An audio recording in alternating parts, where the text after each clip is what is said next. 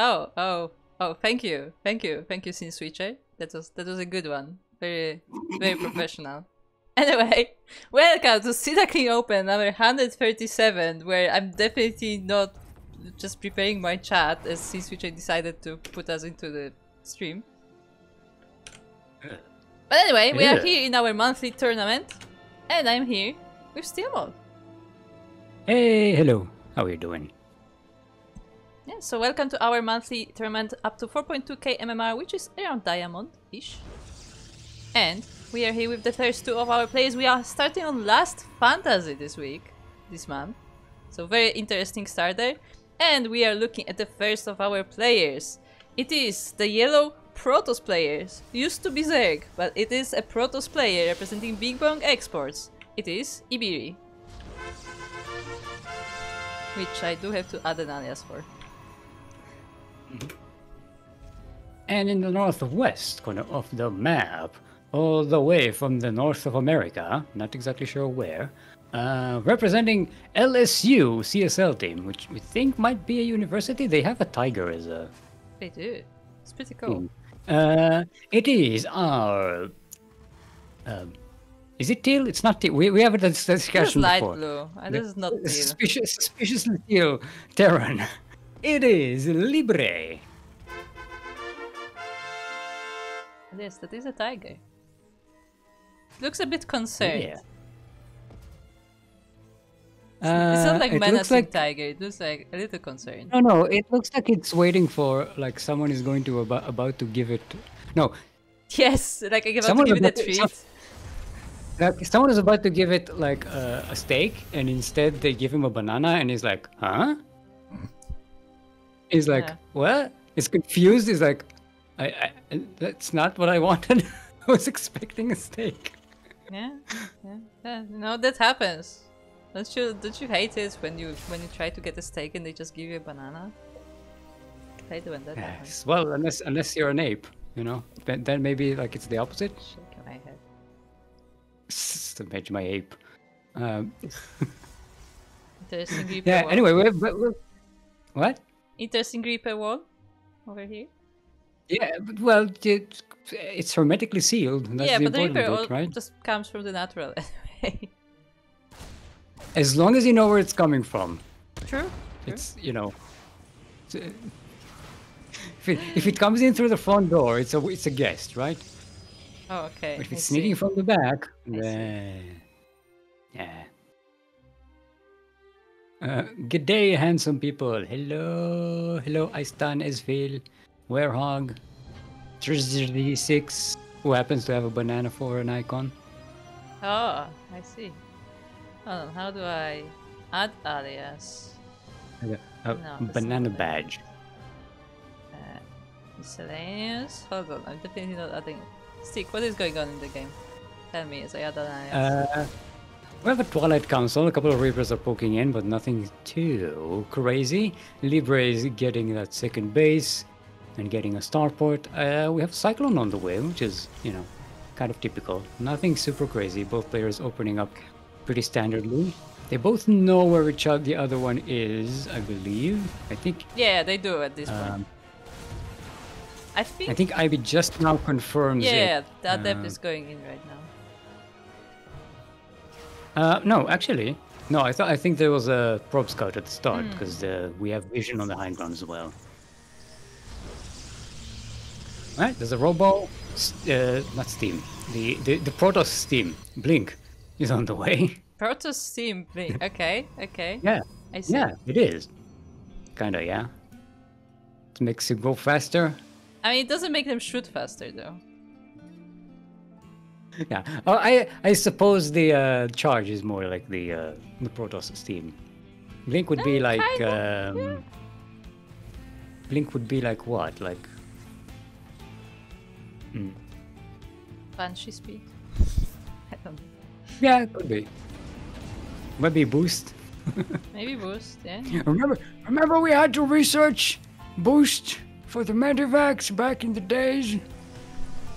Wait, don't we do that still? Gosh.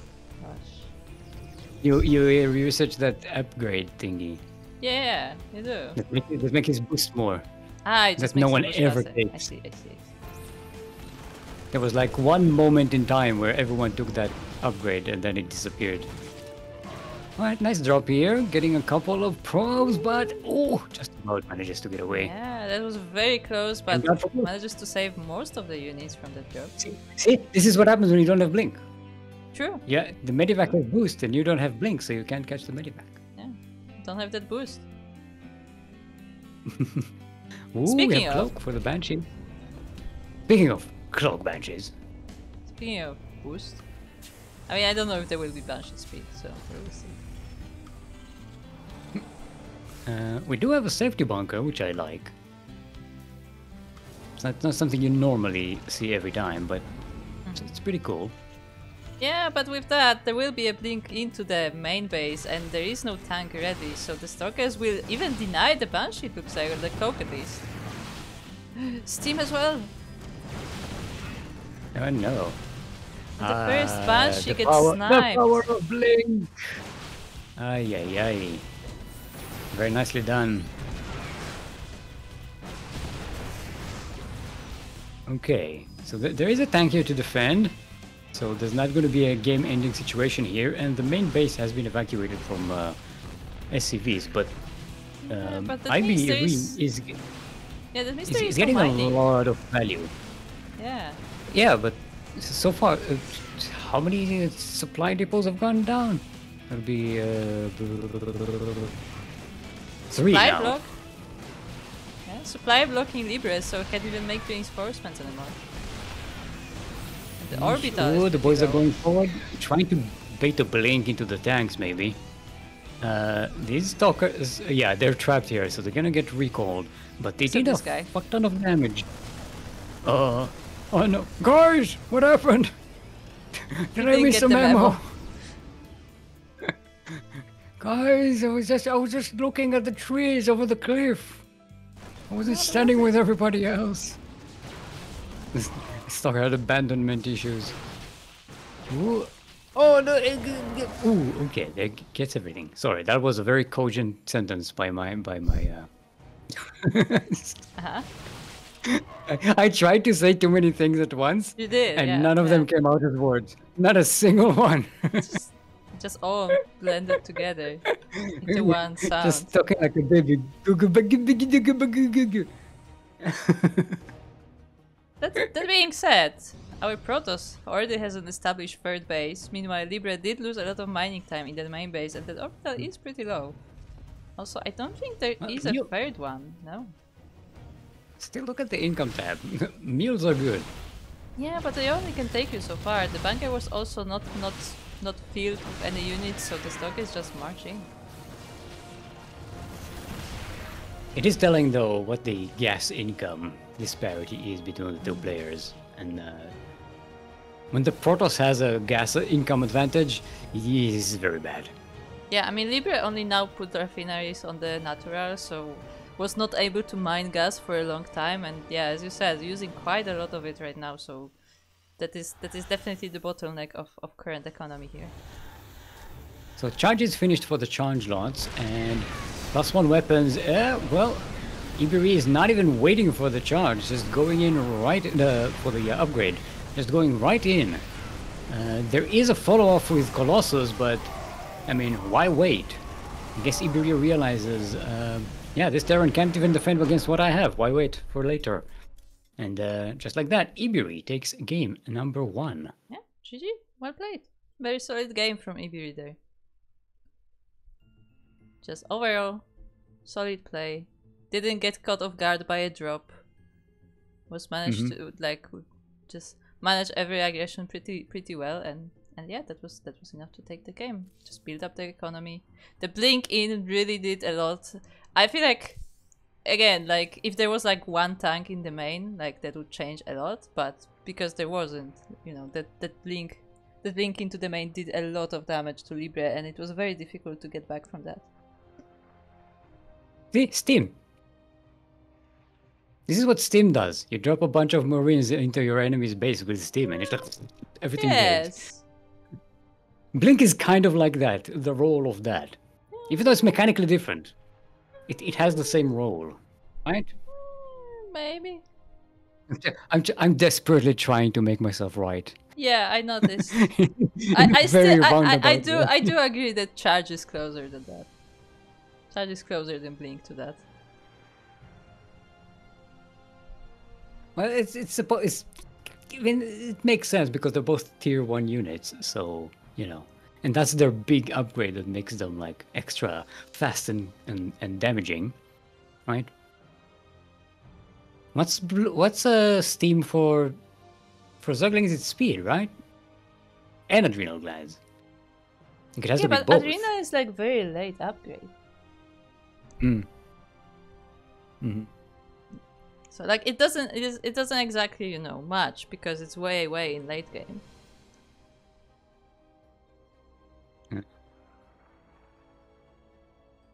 So I'm explaining to Libre that oh there we go. Tokamak is going to be our next map. Yep, we do. Tokamak, the greatest map because it has all the Mopis. Not all of them, but quite a lot of them. Yeah.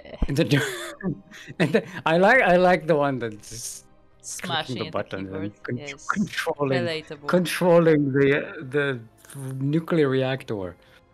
Which is definitely what you want Moopies to do. Well, Captain Fish did say that he was is not at home to participate in the tournament, and suppose that's a good thing. How so?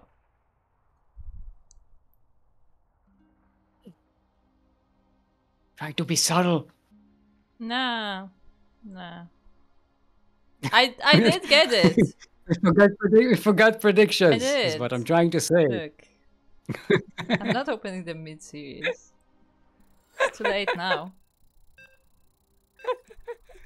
Well, at least Captain Fish isn't here to see it. Shh, nobody tell him. Shh, nobody tell Captain Fish. Tell Captain Fish everything went fine. Yes. All the predictions, we did not forget predictions. We did everything. It's fine. Yeah. In fact, don't tell him anything. Don't. It's fine. No need. No, just you don't not talk to him. But just just be cool. Be cool. Be calm. See, I won't just, say anything, but you seem more guilty than I am with how much you're explaining. Just saying. Trying to make this entertaining group. Saying. I mean, clearly this is your fault. I'm just gonna pin it on you because you know. You know, if it helps you, just go ahead. Anyway. Speaking of going ahead, we are on Tokamak LE.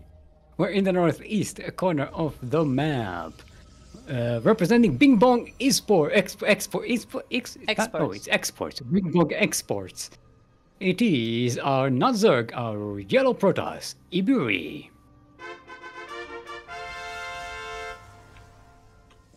And across the map we have their opponent. It is the light blue Terran player representing LSU. It is Libre.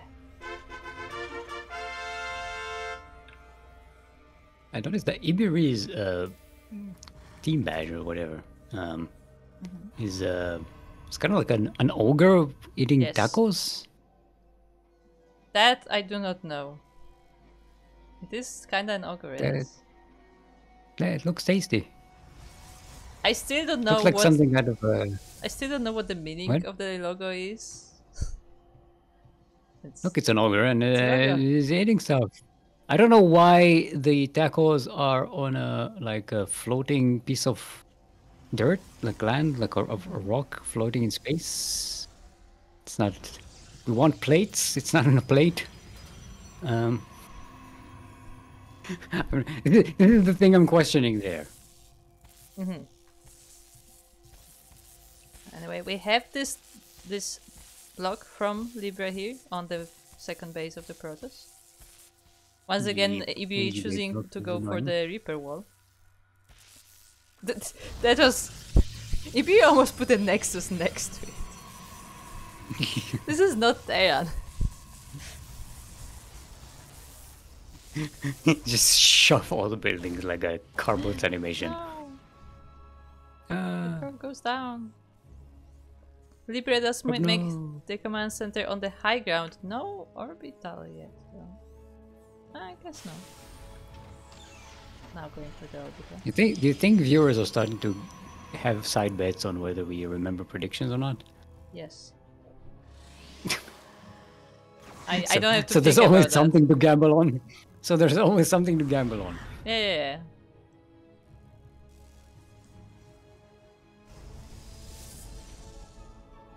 Yep. Sorry, Eiston. we failed you. Okay, I start. See how it is. Meanwhile, we have double racks here from Libre.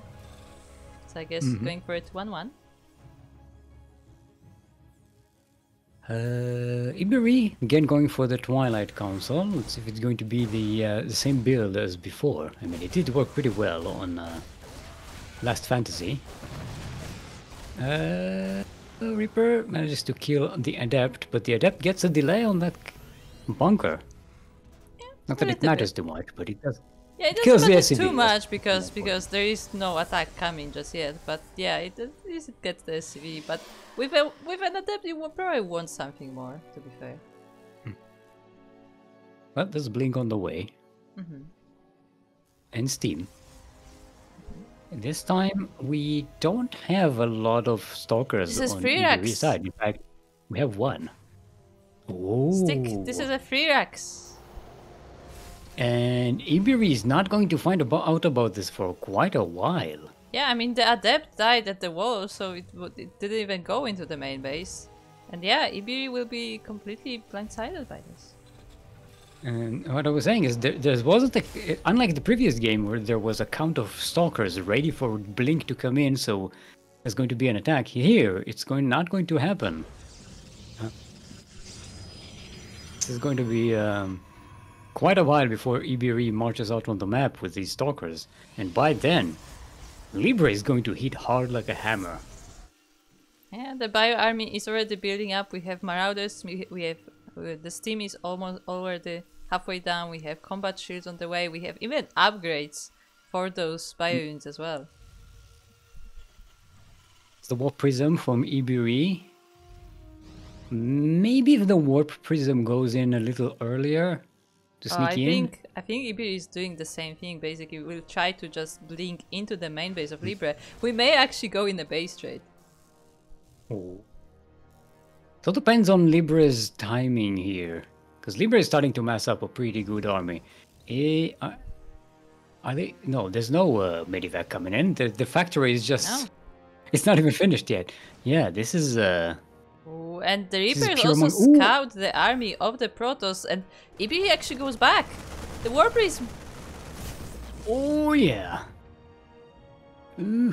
Well, Well- that was Steam, though, and remember, there's no Medivacs. Yeah, that's the thing. Like, on one hand, that was great because now that the threat of the Warp is not there and the blinking can't happen. But at the same time, that also means that Libre showed their hand. And also Ibiree as well. So they both kind of got lucky there a little bit. They were both planning something cheeky. And neither of them got to finish what they were starting. So they can actually play an honorable game from here on out. I mean, you say that Ibiree already has third base being set up. Meanwhile, Libre is still on 2 and, you know, still working on that army. So I'm not sure if that wasn't better for the Protoss in a way. I suppose you're right, because, well, see, the thing is, this time the Protoss isn't doing the damage to the Terran that we saw in the previous game. True. And right now, the Terran is taking up, getting a very powerful bio army. Getting Medivacs. Just when these Medivacs are out, this army is going to be basically unstoppable with what Ibiree has right now. Yeah, but, you know, just waiting for those Medivacs. These guys are still injured. They're like, we did drugs, man, we did drugs. We gotta recuperate. Yeah, Ibiree checking on the army, seeing how much there is. Taking a look at the mineral line as well. In the meantime, setting up that third base, you know, getting some defense as well, in form of sentries, interestingly enough. Ooh, with the Medivacs being out. Yeah. Libre charges forward. or steams forward, which is the Protoss steam, the Protoss charge, the Terran charge. Is what I know what I'm saying. Charge just completed, by the way. But there are no zealots. It's not here. I think there may be some at home, but yeah, not that many. More are being warped in currently, and I mean the zealots will definitely help here, but Libre can just load this army and go into a different base. Yes, indeed, and also the Terran is going to be up on upgrades by quite a lot. Yeah, the +1 already finished. The +1 armor is about to. Now the zealots charging. Oh, they're gonna go up in the rampant and choke point, and this is not the best for the Protoss here. I mean, you say that, but the bio is also very weak, and there's only one medivac left, and doesn't have a lot of energy. Oh, it doesn't have any boost. You could see it try to boost, and it just couldn't. Oh boy. On the plus side, actually, it did have the boost. That gives time. It's not on cooldown. Like, well, the Terran is, you know, while everything is going on, the Terran is building another army, right? Always. Yeah. And that, yeah, I know. I think you noticed that command center is not exactly in position, and now the tank is blocking it. And now Libre is like, oh yeah, okay, I'll just. This is Terran. We can fix those things. It's fine. Hello there. Okay, Haluk coming in. Taking a good look at these bases. Taking a look at this 5-rack production. Mm-hmm. And now look at the army supply. Nope. And Libre still has the upgrade advantage, at least until Ibiree gets that +2. Ibiree actually going for a 4th base as this is happening, but I don't know if that's a good idea considering the army that she's about to face, or they. I don't know.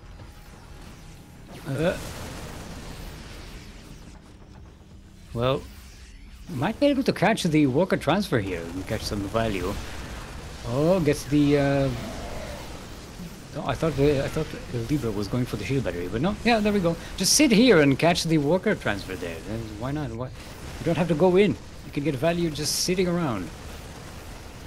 The tanks are doing the job of keeping the army away from you. Be able to snipe the 3rd base, maybe even circle to the 4th. But now the Protoss is coming in, and with a Colossus as well, so that will help with the bio army. And the tanks are being focused. There's just a little bit too much Protoss with the defender's advantage here.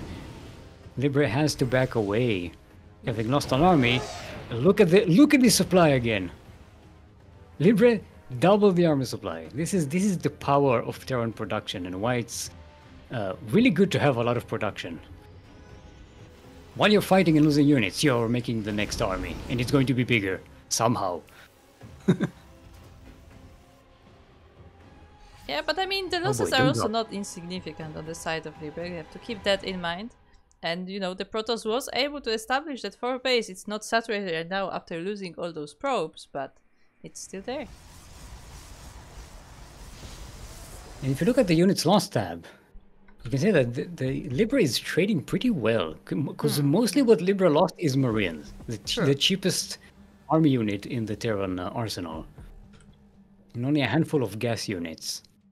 While Ibiree lost a bunch of stalkers, some thing is, not probes, the other ones. What are the names? Sentries is what I meant to say. Yeah, the robotics facility, the robotics bay. No, not that. Oh, this is finish it. Well, but in the meantime, in the 4th base. Oh yes, that's what we like to see. The multi-prong. That's very nice. So Ibiree is now on 3 bases, one of them quite injured, very desaturated in terms of workers, and down in army. But Storm is on the way. True. And there are three Colossi, so that's a lot of AoE on the Protoss side. If you get to catch the Terran in a bad positioning, that could destroy a whole Terran army just with the extra effect. This was another command center off the center. Libre is like, just put them down and fix it later. Yeah, let's just throw it somewhere here. Typical contractors, you know. Build first, think later. Okay. Those three colossi, though, they do pack quite a punch to those marines. Indeed. No Vikings for Libre, though. Oh, well, there are a few Vikings. There are only 2 here with the army. I mean, there are so many medivacs. Yeah. Ooh, but Libre has to be careful. Those small pockets of units cannot be attacking this Protoss army on their own. I think maybe Libre was trying to bait them in. Or maybe they were caught on a hold command or something. Yeah. Oh, in the meantime, Libre drops into the main base. Does catch that robotics bay, which means no more colossi, no disruptors. Ooh, the probes. And the storm is revealed. Well, so 18 probes died just in that drop alone, and now the army is just passing each other as Ibiree is focused on defending the base. I think the Terran has this. Ibiree still has a big army, but there are not enough storms to deal with everything that Libre has. Libre has to be careful not to get sandwiched though. As long as Libre stays away from those colossi, or even manages to snipe some of them, and one of them already was sniped, Libre should be in fantastic position. I am worried about the upgrade disparity though. True, the Protoss did just spike up in the upgrades in the meantime. The Terran production, it's all marauders. So all queued up. These medivacs are so low on health. Yeah. But they do have energy, so they can heal. So that's the important bit. They're holding together on duct tape.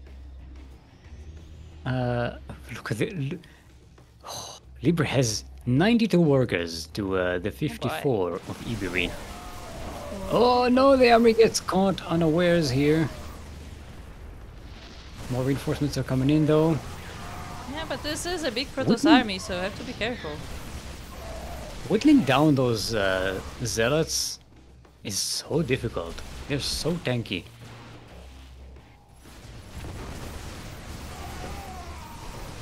In the meantime, there's also a zealot run by dealing with the SCVs. 13 CVs dead already, and the third base, the fourth base of Libre is not mining.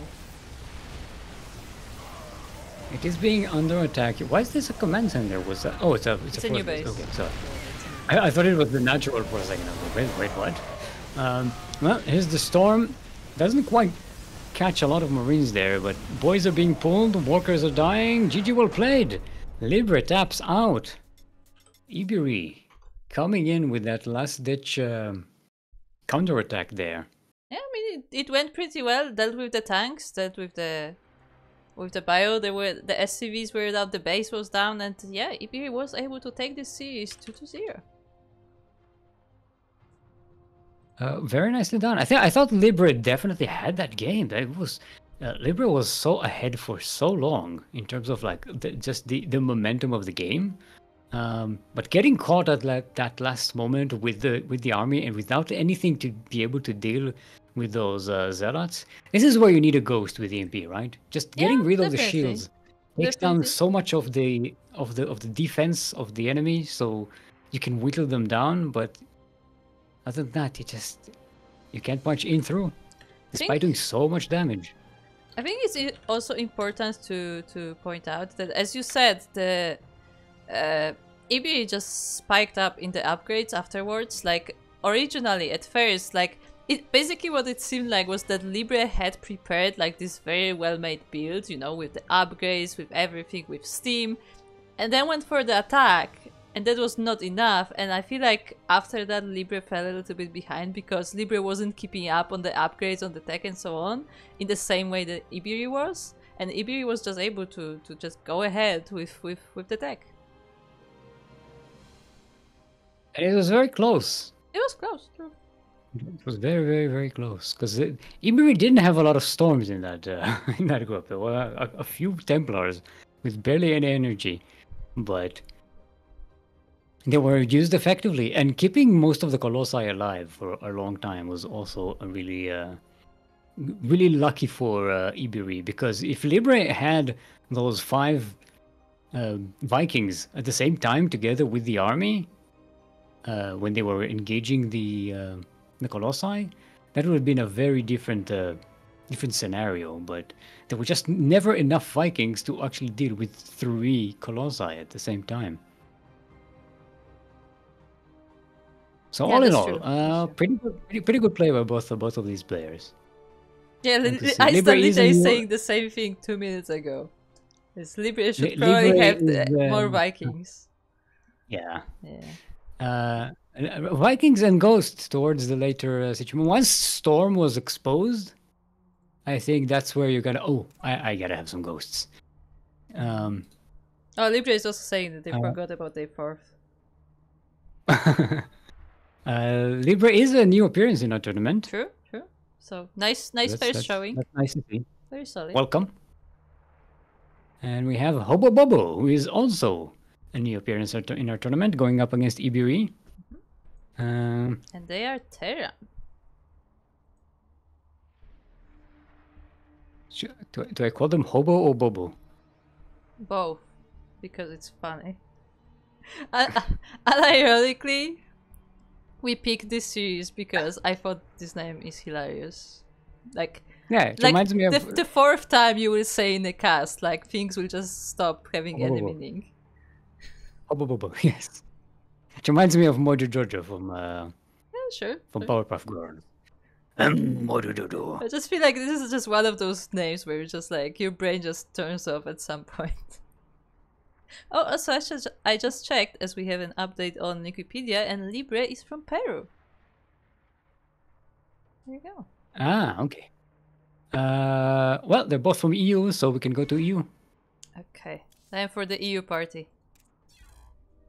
The dance of Europe, where we find the servers and try to figure out which instance of the server everyone is in. Oh, that's always good.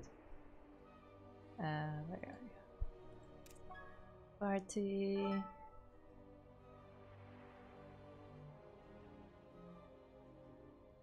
Huh? Okay, and now we wait. Now we try and find everybody. Okay, we have HoboBobo. HoboBobo.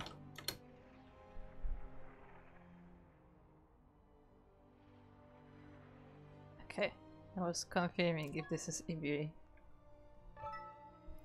So, hold on as I add another alias. Rochi. Rochi. I like that name. That's a great Zerg name. Yeah, except Ibiree doesn't play Zerg anymore.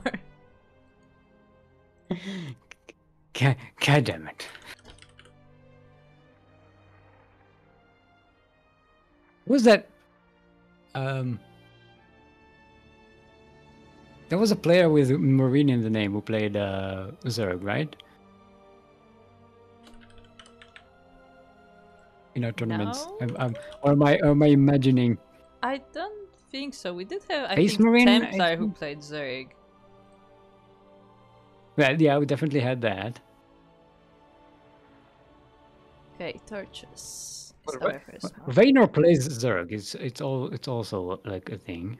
Right. But at least Baby Marine plays Terran. Yeah, his brother did better at that, man.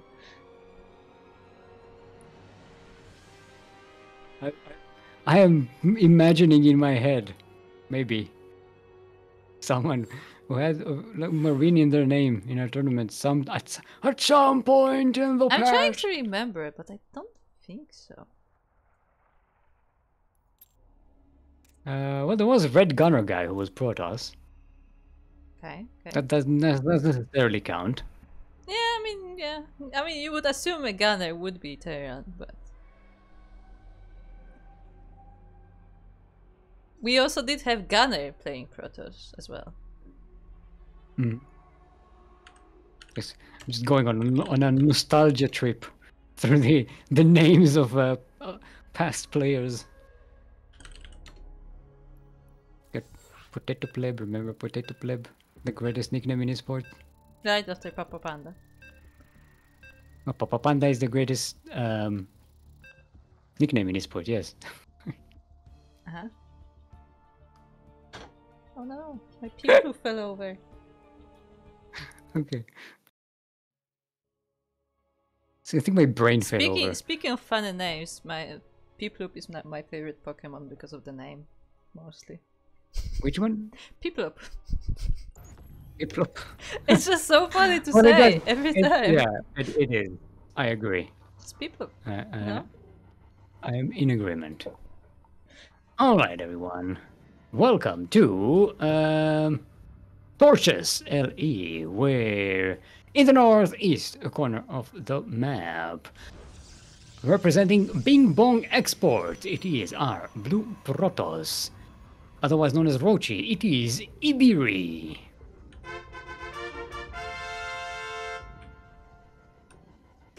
And across the map we have their opponent. It is the Green Terran player, representing himself and coming, I believe, from Ukraine. It is HoboBobo.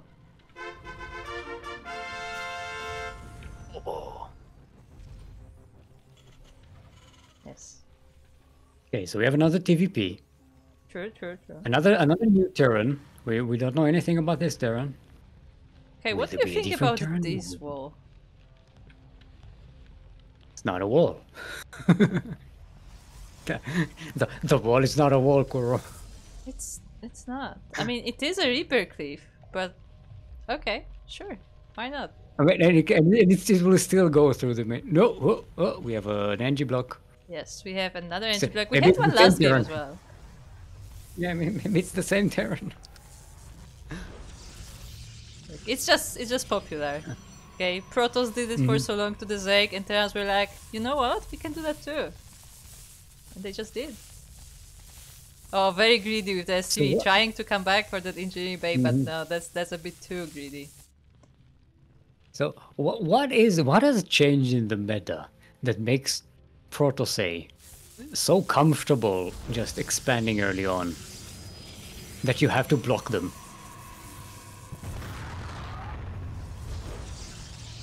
I'm trying to think. I'm not sure. Because it's not like Reaper, like 4x Reaper it has gone away from the world. It can still exist, you know? Yeah, it's rare. It's very, very rare.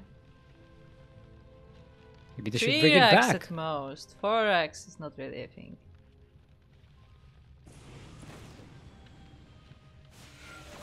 It could be a thing if you want it to be a thing. Look, I'm not Terran. I'm not gonna speak to it. I'm barely Terran as well, so it's fine. Also, predictions are open. I was trying to be sneaky. You weren't. I actually look at the chat. Oh, speaking of it, I forgot to open YouTube chat again because I have to open it after the stream starts. Do you actually? I don't think that's true. Yeah, it is. Like I can open like the video where the stream is supposed to happen, and usually it will just start. It does bug sometimes. I will say it does bug sometimes. Oh, it never starts the video. I always have to refresh the page. Oh, how weird. And the pop-out chat is per. The pop-out chat is per video. It's not like Twitch. Yes. In Twitch, you can keep the pop-out chat open, and it will always be on that channel. Yeah, it's same for Kick. So you don't even have to watch the channel or hear it. You can just hang out in chat. Ooh, that adept getting sniped by the Widowmine. Nicely done. Very nicely done. That Widowmine looked smug. Yeah, one shot, one like, kill. Like, beep, beep, beep, beep, beep, beep, beep, and then walked away. Like, yeah, bitch. It's hiding under a rock now. I mean, it's a good place to hide. Yeah, looks like we may have a Widowmine drop, maybe. It's a possibility. Yeah, so far the Widowmine's being played defensively against any kind of shenanigans. Not that there are any coming. We do have a robotics facility. Robotics... Not bay. Robotics... I keep confusing these two with day. I don't know why. The robotics facility on the way for Rochi/Ibiree. And we have Blinkaway. This is pretty much the same thing we saw in the previous two games. Yeah, we've seen it before, but this is a different map, so we'll see how that plays out here. Meanwhile, we have those two Widow Mines coming towards the Protoss. There is a spotter pylon, so at least Ibiree should be aware that something is coming. We'll see if they can defend. I keep saying she because Ibiree sounds female to me. I'm sorry. It does kind of sound like a feminine name. Yeah. To me as well. Okay, Blink isn't quite finished, so this might not get sniped. Good timing on the part of HoboBobo. Does get a couple of probes and keeps the Widow Mines both alive. That's a nice a little addition, because they can be very nasty later on. Oh, coming back for the finished. Natural. Oh, dropping into the natural base. Oh, it's a stalker, I guess. I think Ibiree tried to blink that stalker away and kind of fumbled it, because it looks like he was trying to. That was close. It was trying to move there. Yeah. Okay, all in all, did a little bit of damage and mostly kept Ibiree very distracted for the past minute or so. And look at HoboBobo's production right now compared to Ibiree. Yeah. Yeah, I mean, Ibiree was very much focusing on the defense and, you know, pulling the probes around as well, so the lost mining time is there too. And in the meantime, the Terran is just building up. Steam is finished, medivacs are already existing in the world. Wait, did the one get sniped? Oh, that one got sniped in the on the other side of the map. But there are two finished about now. So there is healing, there is steam. Combat shields is just about finishing. And this Protoss army is in a lot of danger. Yeah, this is a strong Terran army here with the medivacs as well, and the Widow Mines here to help too. Also, I just want to say I missed the color setup from last game because I can barely see blue on the minimap. So sorry. You need to brighten your screen a little bit, because blue is okay on the minimap. It's not purple. It's not purple, but it's sleeping up. Okay, Widow Mines catching a couple of probes, but that means they're not ready to trigger on the army. Nice denial on that third base. That was a cancel.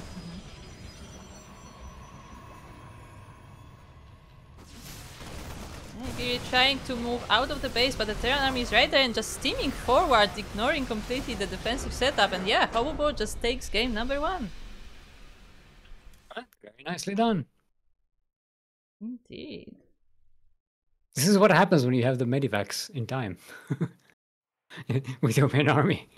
When you move out. I mean, to be fair, this was also a very different kind of build. This was a hold on. Yeah.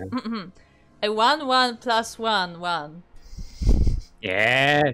Yes! Victory! Sorry. Just happy that it's finally catching on. It is not catching on, but I did find it pretty funny. You said it on your own accord. It is, yeah, it is my definition of catching on. Look, most people don't even know what we're talking about. Look, my brain is a spreadsheet, and that just made sense. Yes, I told you, the math works out. It's very elegant. Once you understand it. Okay, Tokamak is going to be our next map. It's just that, like, without context, we don't even know what we're talking about. What we're talking about is that my mathematical brain came up with the how to describe other builds than 2 and 1 with the terms 2 and 1 and 1 and 2 and 3, and you know. You have 1-1-1, you have 2-1-1, you have 1-1 plus 1-1, you have 1-1-3, 1-2-1. Can work it out in any way, and you always understand. If you understand the math behind this, you always understand the build. Yeah, well, true. See, now next level, Stick. Next level is understanding the naming scheme for the new Wikipedia brackets. If you can get through that, then you're pretty good. Well, what happened? What are they? Because ever since they made the new system, like, it's a really good system, just to make it clear. Like, the system is really good. But they made brackets more flexible, So now they don't have, like, they do have aliases, like, you know, 16 single elimination and stuff like that, but it's like alias. But the actual name is like something like 16U 8B 7 something, you know, like it's like just numbers and letters, but like each number and letter means something in the structure of the bracket. So in theory, you could just by the name of the bracket know what kind of bracket it is, but it's like way too complicated at a glance. This is what happens. Institutions grow big. You start to have an organization system, and everything looks like weird it's not code. so much organization system as like the brackets are more flexible, because now you don't have to have like a whole row of buys. You just remove those matches. It's just that the names are less intuitive. Anyway, speaking of intuitive names, we are on Tokamak LE. We're in the northeast corner of the map, representing Bing Bong I keep saying esports instead of exports. Exports. It is our blue Protoss, otherwise known as Rochi. Give it up for Ibiree. And across the map we have their opponent. It is the green Terran player, representing himself. It's HoboBobo.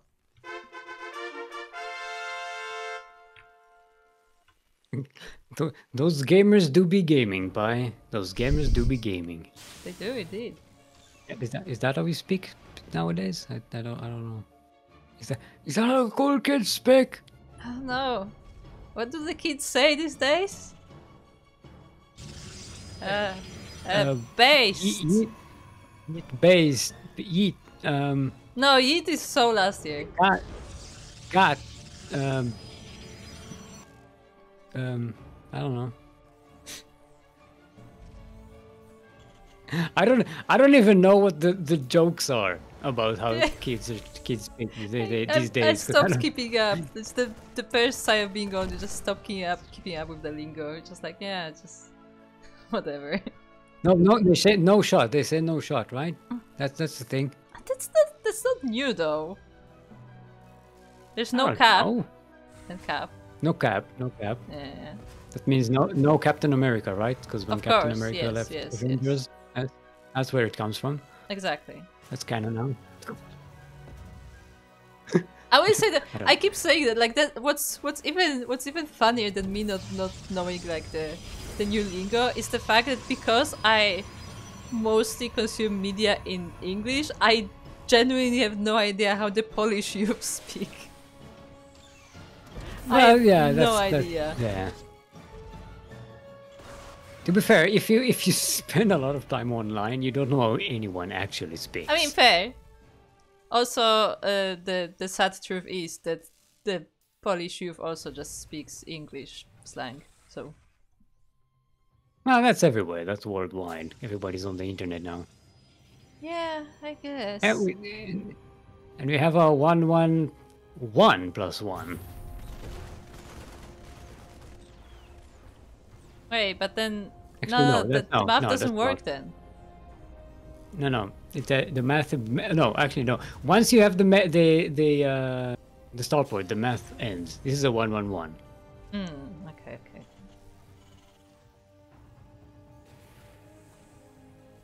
So it's just the opening map.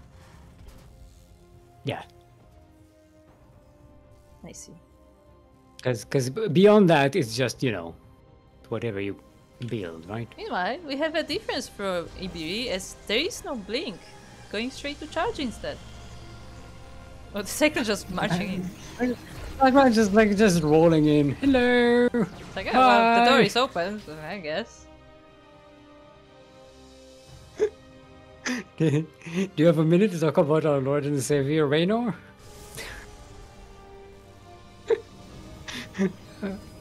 It's like, he just rolled in, killed a couple of probes, and then strolled out. It's so, so brazen. We have another Widowmine drop. Once again, there are buildings all over the edge of the base, so Ibiree will be alerted to this. Are the stalkers in position? Yeah, they are. They do not have blink, and blink is not even close to being started. So Oh, Okay, we don't mind no. dogs in. Boom. Ooh, nice. Get Yeah, you no 6. Probes. Oh, no. Oh, No. The bunch up, the bunch up. Oh.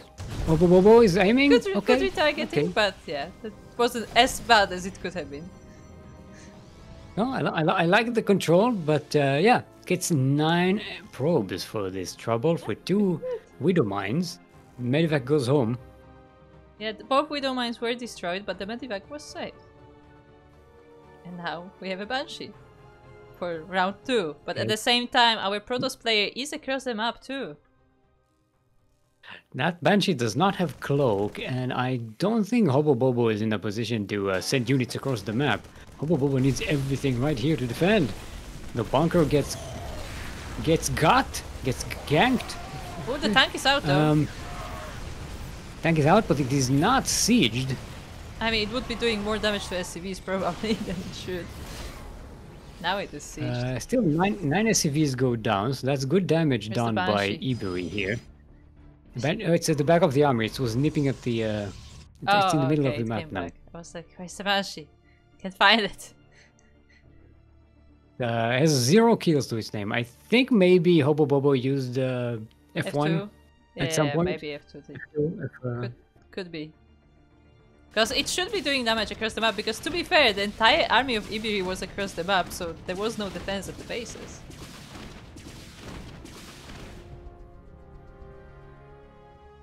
Still, this Banshee, yeah, the best place for it to be would have been doing damage, but I think an all-army command accidentally moved it out of position, and it almost ran into the army of Ibiree on the other side of the map as it came back.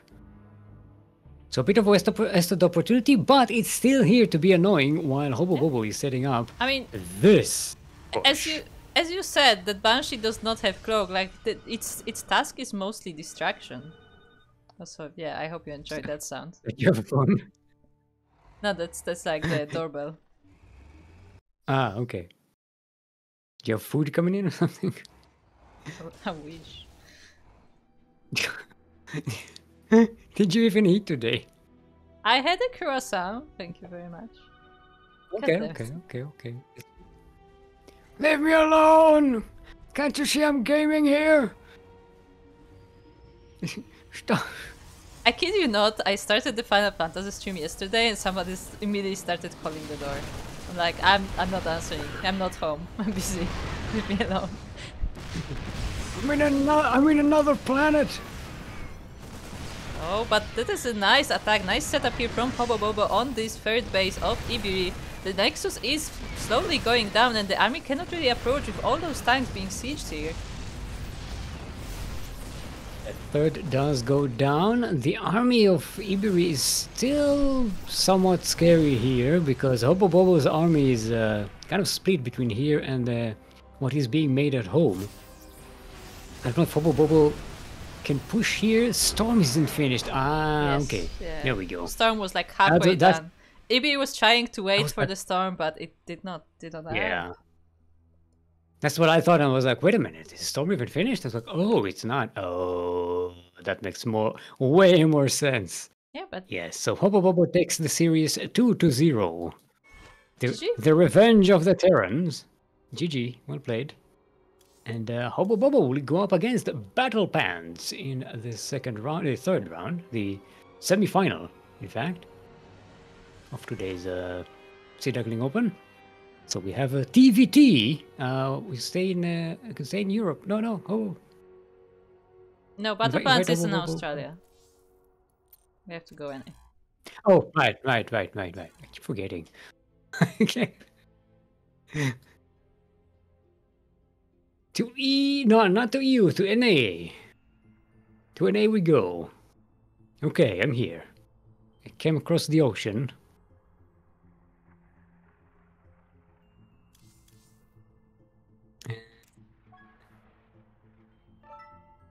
Okay, I was about to say, do you want me to start the party? But no, you started the party. I vote Krop for party leader.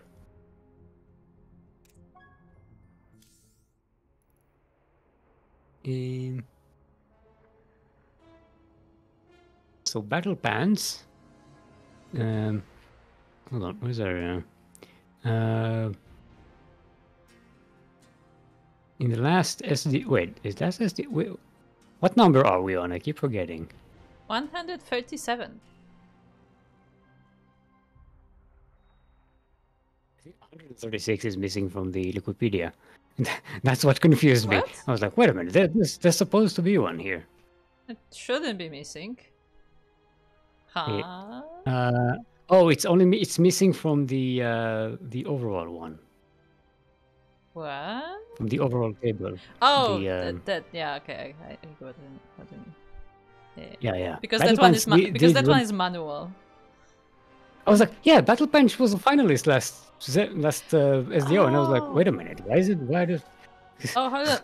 We got an update from Live VIP, and HoboBobo used to go by Himars. Himars? Yes, I have seen that name before, but he name changed. Okay. Okay.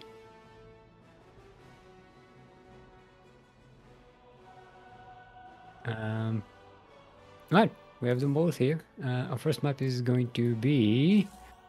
where's my bracket? Persephone, the goddess of spring and death and houseplants. I'm not sure. I keep forgetting.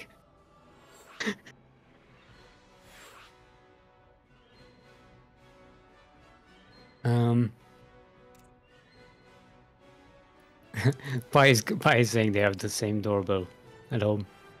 So this must be confusing. It's like when you watch a streamer and you hear like the Discord sounds. Like, bleep, yes, bleep, and you're like, oh, I'm getting a message every time.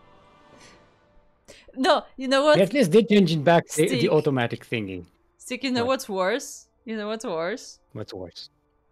There is something in like the ventilation or something. There's something that makes this really faint sound, like something is like knocking on something. I don't know, like if metal is knocking on something. And in the right conditions, it sounds exactly like a Discord notification. That triggers me so much. It's like a dropping or something. Yeah, like a water dropping or something. I don't know what it is, but like in the right like condition, it just sounds like a Discord notification. And like I get caught on that so often. It's so funny. Are we ready? Yeah. Look. I'm trying to like do 3 things at once. Yeah, I was figuring you're buying time, so like. This is why I wanted to set up the party myself, because you know, to take things off your back. I remember what I was doing. I was checking the teams of the players. I guess too late now. Do you know what's really annoying? In terms of Discord sounds, there's I've been watching a lot of old shows on Netflix. One of them is Deep Space Nine. And at the end of the opening of Deep Space Nine, there's one note in the sound that sounds exactly like a Discord message every time. Nice. I don't know how that happens. What's going on? Because it doesn't sound like something out of the music track. It's a very orchestral, and suddenly it has like this sound, and it sounds like a Discord message, and it annoys me every time I hear it. That is pretty fun. But anyway, we are in the semi-finals of our today's tournament. Probably not ideal colors now that I look at it. But anyway, we are in the semi-finals of Sea Duckling Open number 137, our monthly tournament up to 4.2k MMR, which is around diamond level. And in the top left corner of Persephone, we have the first of our players. It is the green Terran from Ukraine. It is HoboBobo.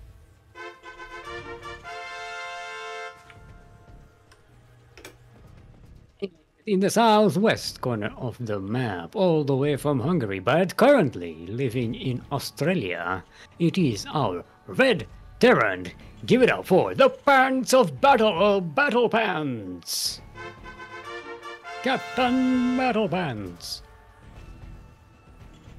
the current runner-up of SDO. Last SDO went up against Elaine, 3-2. It was a very close final.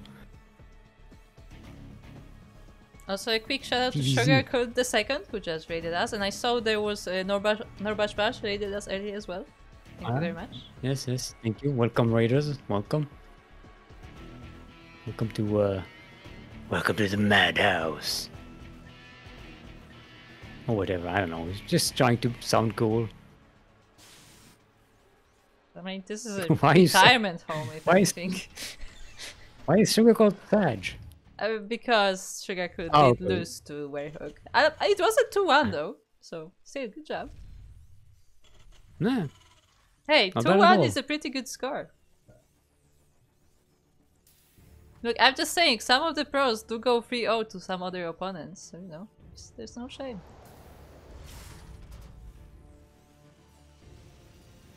Alright, we have mirror builds so far, nothing super was- crazy. I was gonna make a joke with no shame and shameless somehow, but nothing came up. So just take it as what the word Also, is. Shameless hasn't played in our tournament in a long time, so Nah, he's playing in the tunas quite often. I wouldn't say okay. regularly, but quite often. okay. Maybe I'm just not up to date on the tunas because I keep missing them. Yeah. Oh, the SCB going down. Okay.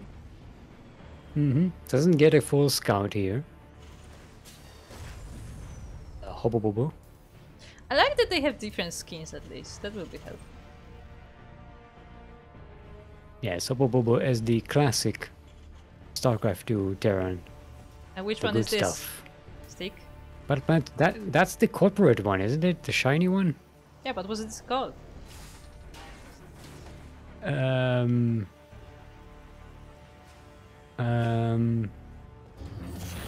Can't remember the name of that corporation. See, the funny part is you could just make it up because I don't remember either.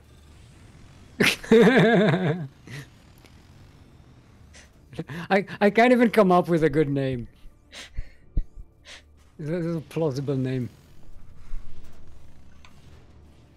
What was it? There was a Tyrannor? it's like- Tyrannus? Something with a T, yeah. Yeah. Tyrantor?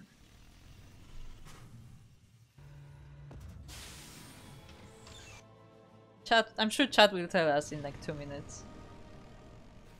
Okay, we'll wait. Okay, Battlepants not waiting though. Marching out across the map. Okay, trying to poke in to HoboBobo's natural base there. HoboBobo ready for the Reaper flank. Yeah, I mean, HoboBobo did see that there was a small army prepared and has a Cyclone on his side. Yeah, the Cyclone is like, get out of here! Get off my lawn, kids! Coming here playing with fire! Stupid kids! Get out of here before I call the police! Ooh, is it? We're using the healing! We're using the healing Battlepants! Good job!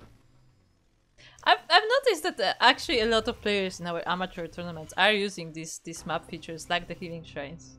It's pretty interesting. Ooh, HoboBobo was sneaking fast. HoboBobo manages sneaks around here. Battlepants has no idea. Doesn't he have anything to defend at home? I mean, there is a tank. So he does. Oh, but the Reapers is sneaking around. They will delay the command center, so that's nice, but not for too long because the Cyclone is there, and on the front, as we said, there is a tank, so yeah, not much being done Yeah, there for that did Battlepants. not At the quite- I mean, for HoboBobo, at the same time, Battlepants does have that army that was hiding in the middle of the map, moving across now, but there is an army. Like that they're prepared. hiding behind the rock. They're like, whoosh. Okay, here's a Okay. story nobody will find funny, but I played PvP in Final Fantasy yesterday, and I play ranged DPS, and I kid you not, I had like a 1v1 fight with someone, and they just like hid behind the pillar, and every time I would like run around, they would just hide behind the pillar, and at some point I just like stood there, look at them like poking from behind the pillar. I'm like, I give up. I'm not gonna play this. I just left. I'm like, you win. Good job. You win by attrition. You win by virtue of my time being worth more than this. I mean, I didn't leave the game, but like I left the fight. I was like, good job. Nice. Like I could not finish off that fight. So I'm like, yep. The funny part was they were a healer. So they would just like hide behind the pillar and heal themselves. I mean, sounds like a solid strategy. Okay. Liberator comes in. There's enough here to defend. The Cyclone can target this, but it can gonna get 4-5 SCVs before it goes down. Not bad at all.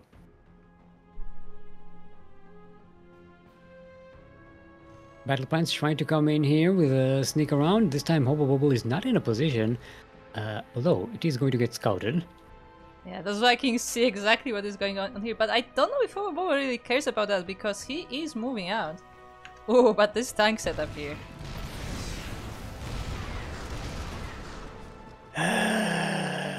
Now this is TVT. This is starting to be a little more classic TVT. Tyrador! They're both There you very go. well entrenched. Tyrador, yes. I remember something like Tyrantador, Terstador. Yeah! Oh, nice interference matrices there. The tanks are going down. HoboBobo is getting sieged up in a position that's going to be very difficult for Battlepants to break. Battlepants was trying to move up with the marines to maybe snipe some tanks, but all of his tanks are going down. The Cyclone on its own cannot really save this base, and the tanks are slowly leapfrogging forward. Some of them are unsieged, but the ones who are sieged are keeping their backs clean. Yeah, it looks like Battlepants is losing too much.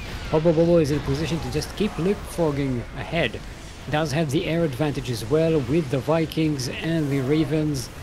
So there's always vision for HoboBobo's tanks. GG is called and HoboBobo takes game number 1 in this best of 3 semi-final.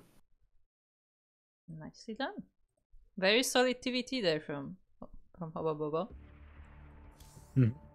For both players, Battlepants was pretty well entrenched there, but HoboBobo with the interference matrices, that's what you get the Ravens for. Yeah. A few key interference matrices at the right time, and you are golden. I do wonder if maybe the Marines could have protected the tanks for Battlepants a little more so the Ravens wouldn't be able to get as close, but it's very difficult because there was also an army behind those Ravens, so yeah, just very well executed there. And tanks, because if you put your Marines next to your tanks, now the enemy's tanks are killing your Marines. It's a TVT conundrum. It's always a puzzle of which unit needs to be where and against what. It's very chase gamey like that, you know.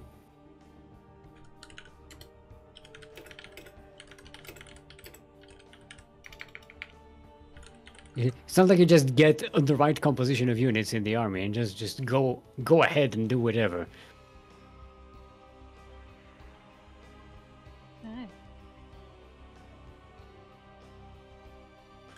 Okay, so Last Fantasy is going to be our next map.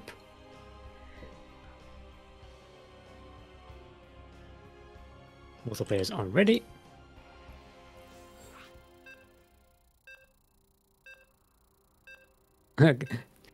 I stun. You miss them, but they're a ton of fun. A ton of fun. Ton of fun. Let's die stun. A precious gem.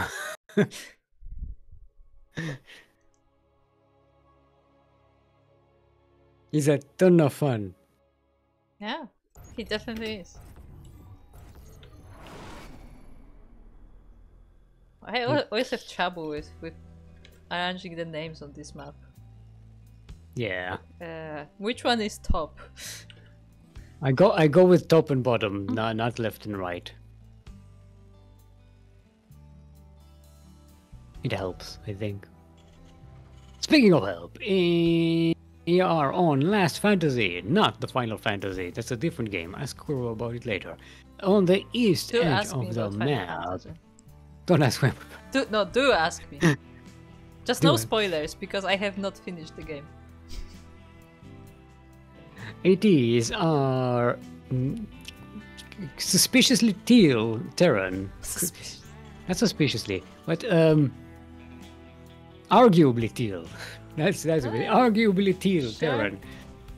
Currently up 1 in his best of 3 series. Give it up for HoboBobo. And across the map we have here his opponent. It is the red Terran player representing Hungary but living in Australia. It is Battlepants. And here's some interesting start. Oh boy. We have a proxy 1 Rex, nothing super crazy. Okay, important note. HoboBobo has not seen where the opponent is. He's guessing. He just put the Rex right in the middle, so it's close to everything. And he's just like, well, I'm going that direction. Well, it's a Reaper, they move pretty fast, and there's a speed zones as well. So, and the SCV is going to go for a quick SCV will go to scout. confirm. Yeah. So if the base is here, the Reaper goes here, and if it's not here, then the Reaper goes the other way. Yeah, exactly. And luckily for HoboBobo, it is where the base is. Oh, can we build a bunker? We can build a bunker for the Reaper here, right? Sorry, I'm just getting excited. That's more of a PvP thing, I think. Okay. A couple of Reapers are already out. 2 more are on the way. And there it is. Gets a delay on that bunker. On command Gets a center delay as on the well. command center. Might even kill that bunker if it's not cancelled. Meanwhile, it looks like Battlepants did skip Marines and skip Reapers and go straight for Marines. So at least he will have a few to defend, but you know they can be kited. And grenaded. And there are more Reapers on the way. And also, very importantly, Reapers heal themselves. True. Marines need medivacs. Oh no. Catching another SCV there, another grenade, catching one of the Marines, 2 of the Marines in fact. Yeah, very nice Very moves nicely there. done there by HoboBobo. Hellion is on the way, which will help. I mean, one is already out. And remember, Hellions, if you have like 5 or 6 Reapers, they almost one-shot an Hellion. And that ball of Reapers is definitely getting bigger and it's trying to dive in on the units. The Reaper is pretty low. HoboBobo being careful with the grenades, not using them so much so far. Oh, the axe is floating closer. Yeah, I think HoboBobo is finished. Gets a long delay on the second base of Battlepants, and now figures, alright, I'll just stay here and be annoying, go around and transition into a mech game, I think. I mean, the Reapers are not really meant to end the game unless there's really nothing at the base of the opponent. They're more here to mess with their builds, to harass them a little bit in the early game, and yeah, once the opponent has enough, you transition to the next thing. Oof, a delay on the barracks as well. More SCVs getting caught. Oh boy.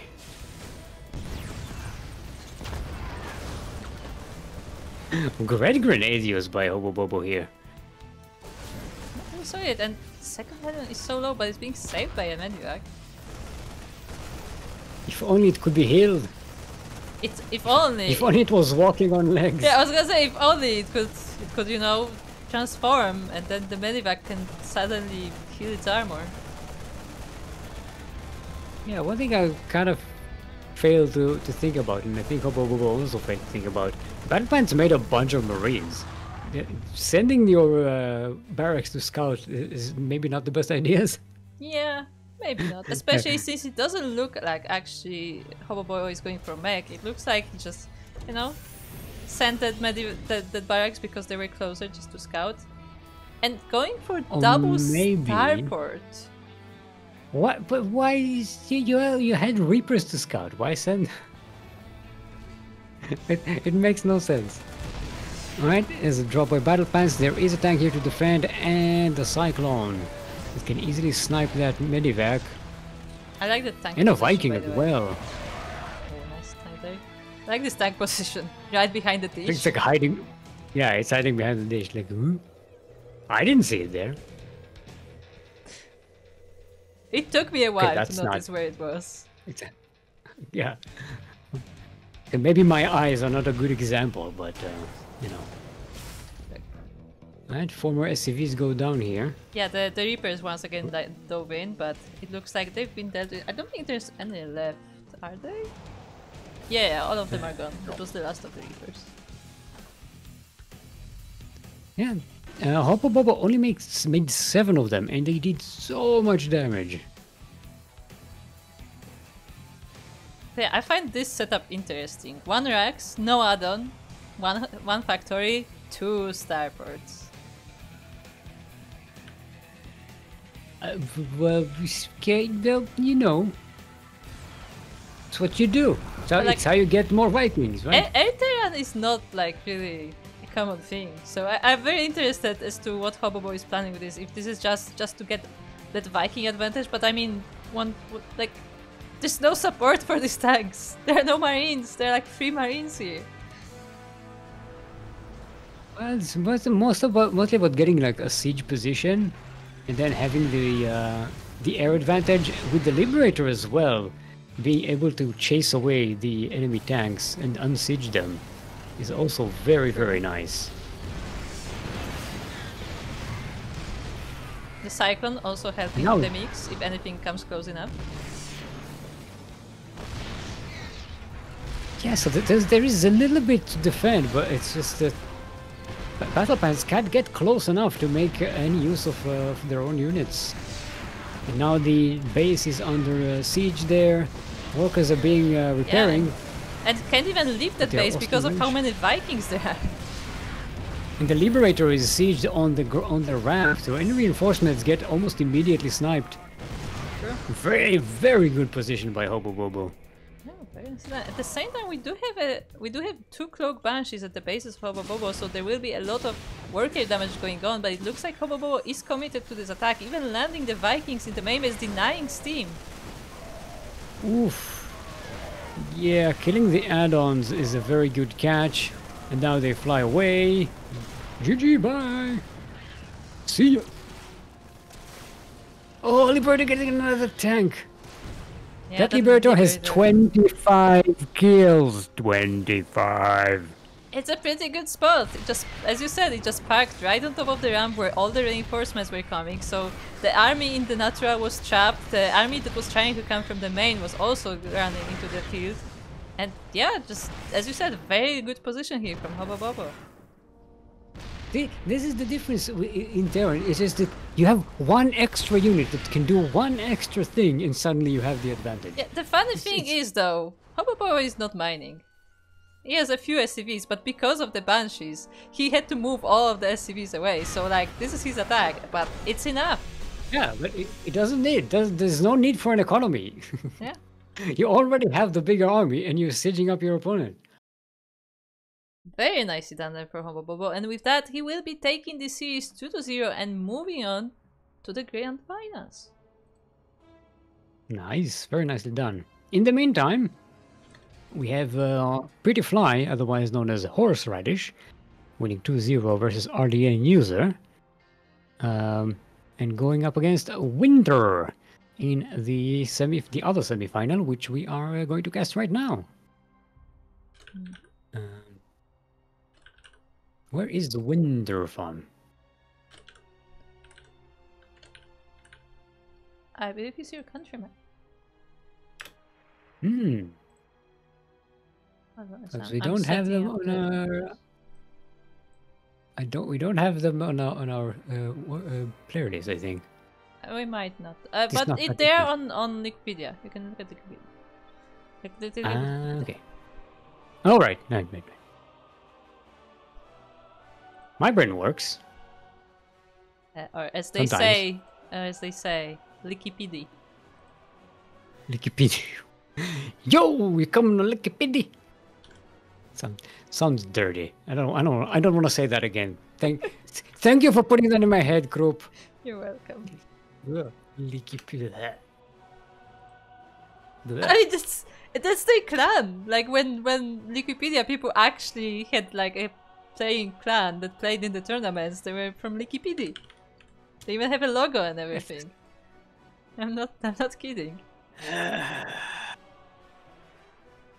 Sounds wrong to me. Sounds wrong to me. So wait, so it can be in EU, right? Yes, I think so. Everyone's left is on EU, so.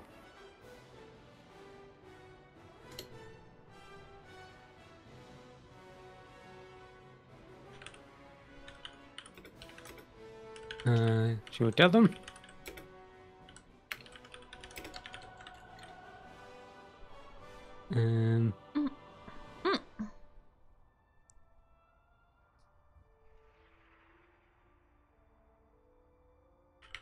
Why am I bothering type? By this, how may I type anything? You're already like. Yeah. I need to work on my touch typing. It's so bad. I've gotten so much worse. I was the fastest crank mod for a reason. I'm back to looking at the keyboard when I'm typing.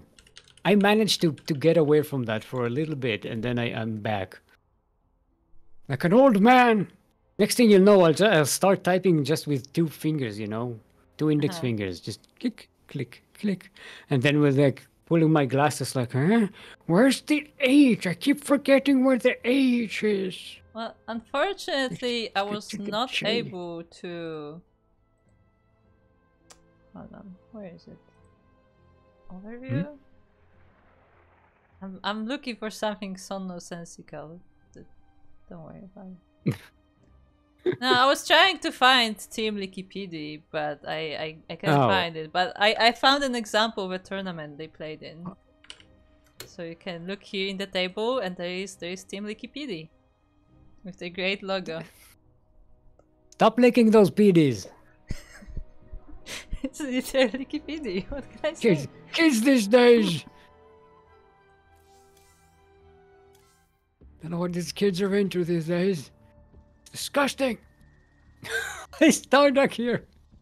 Damn it. Of course he's here. What do you mean? Does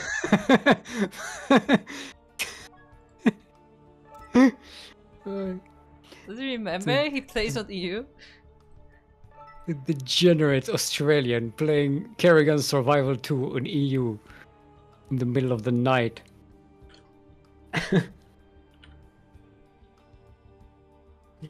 For those who don't know, Starduck, a very old school alumnus of our tournaments, who went on to become had a short stint as a professional player for the CranKy Ducklings. Sure. Did quite well actually in the. Apparently, he's really good Kerrigan survival player. So. Look, guys, the kid's got to follow his passions. Then he switched to Hearthstone Battlegrounds. Wait, Hearthstone Battlegrounds? Hearthstone. I thought he said Hearthstone, but I was like, yes. No, she meant Hearthstone. I was like, no, maybe there's like a mod of StarCraft that I don't know. Now I want to see what Hearthstone Battleground would look like. It would be the IODs and just like, you know, people. Colors. Do you want pink versus purple?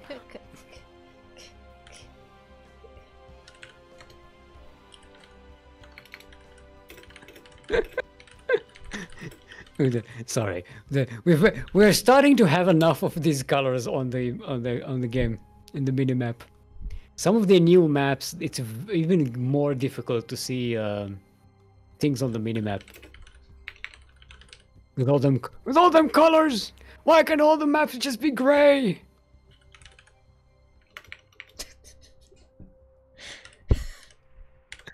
I just tried to type GLHF and it came out as so yeah, take it as you will. It's like half the times I type this, that's what it comes out, and I have to fix it. Hashtag backsteamnap. Hashtag backsteamnap.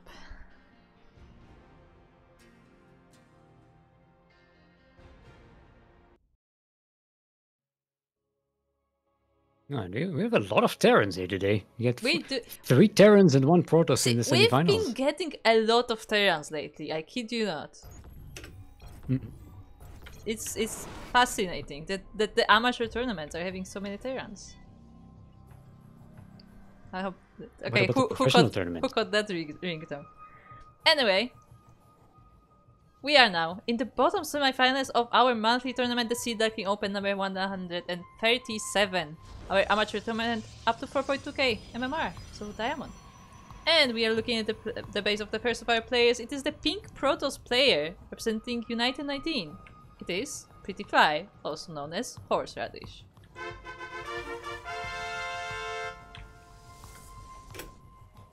And in the northwest corner... Game paused. Pausing! Still pausing! I am not moving. And pause! And pause! Ah, okay.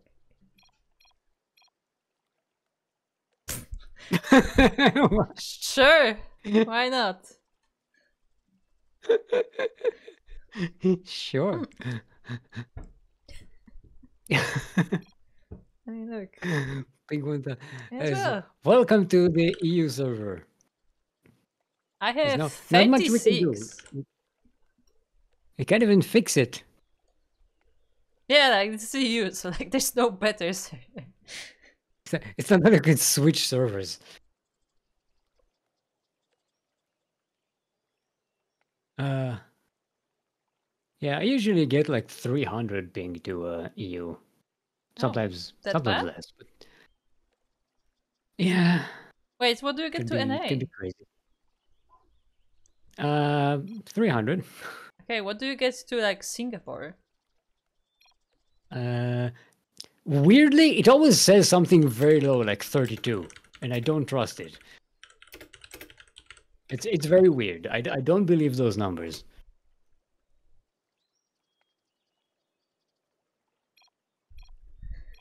Okay, there we go. That was quick. Hope you washed your hands, WiNtR. Wasn't timing you, but you know. Okay. Anyway, in the northwest corner of the map, representing Team The Void, it is our yellow Terran. Give it up for WiNtR. Because WiNtR is coming. No, WiNtR is coming. WiNtR. WiNtR. Or maybe it depends. Wait, do you have capitalizations? Have you, Oh no, WiNtR. no, we are not reading the capitalizations. Yeah. WiNtR. WiNtR.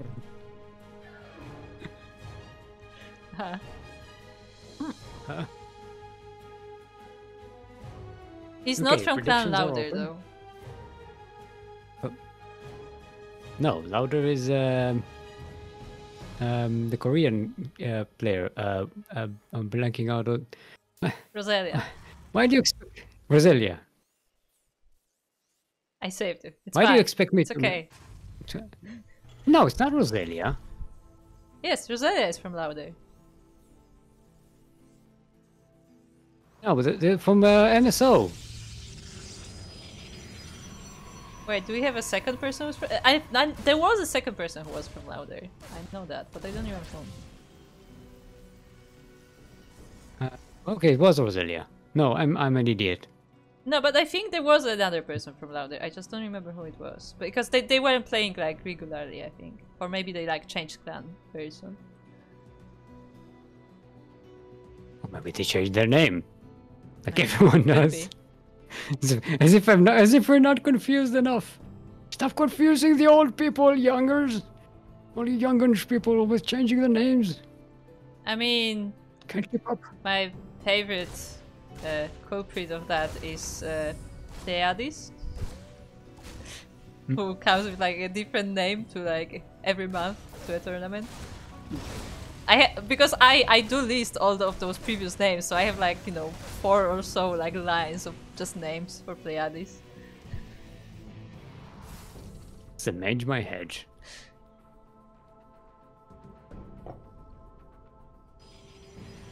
I don't even know what their current name is. Like, it may not be Pleiades. It's not like Pleiades is easy to say to begin with. It's kind of like a it's difficult one to. Is it Pleiades? Pleiades? Pleiades? So this is a solid wall. It is in fact hermetically sealed. And these Reapers and Hellions, they're not exactly anti-building units. Yeah, I was gonna say, like, the two units that don't really do well against buildings. Oh, that's not a fully wall. You can actually go through here. Ah. And yeah, not sure towards what end, but okay, you can. I actually didn't know that. Yeah, apparently this is enough for passage. Interesting. I think that it's not doesn't look very comfortable. You're like on the edge of that cliff, and you get scratched by the bamboo trees, whatever those things are. Also, I do want to point out for those who might have not heard this spot here. This is supposed to be for a pylon. Just so you know, this is intentional. You don't have to put a pylon there, though. You don't have to. Like, do you? I'm not saying you should do it. I'm just saying that, like, if somebody doesn't know, like, that was the intention of the map maker, as far as I'm aware. This is just a recommendation. Yeah. This is just a guideline. I mean, I'm just gonna say, Hero doesn't use it, so look. I specifically remember, like, someone tweeting that, like, what's the point of putting this if Hero will do his wall anyway? Okay. This is, again, the two Reapers and Hellions attacking buildings. But they are being very annoying, and it forces Horseradish to deal with them. While WiNtR is getting those Marines and Steam on the way. There is a tank here to defend and a Raven. So any kind of retaliation or attack by Prettyfly is going to be facing a lot of trouble. In the meantime, Prettyfly is just getting a third base. No, not in a hurry to move out across the map. And Prettyfly is still building up his army, getting more of these stalkers, so, you know, just getting all the tech ready. The blink is almost done. The Robo is on the way, so, you know, just getting ready well. WiNtR is still poking around, but is being scouted here. So far, WiNtR hasn't lost a single unit yet. These are still the same Reapers and Hellions from the beginning of the game. Well. Okay, now. Caster Curse. Caster Curse, yes. It was a blame good the round, Caster though. Curse, not driving a semi-injured Hellion into a bunch of stalkers. It was Caster Curse. Blame it on Steam. Just Caster Curse. Yes, blame me. It's my fault. Okay, Medivacs are on the way, so this will be a powerful bio army. We're gonna have Marauders there as well, +1 weapons as started, as well as combat shields. And Horseradish getting a Templar's Archive and Charge. So going for the beef wave, I'm guessing. But moving away exactly at the time that this harassment force is moving in once again. Oh, now it's getting to the mineral line. It's finally doing its thing and it's killing units. Probes. This is not a safe place to be, Probes. Yay. The Reapers are getting into the main base and distracting the entire army of Horseradish as the main army of the Terran is rolling into the third base. Oof, we might even get a snipe on this Nexus. The tanks and the Marines and the Marauders and everything. Nicely done. This might prompt a bit of an all-in from Prettyfly, though. Yeah. Ooh, even because of this Medivacs, they even have vision on the top side. That's a pilot! That's a... Yeah? That's Ceratosis pilot!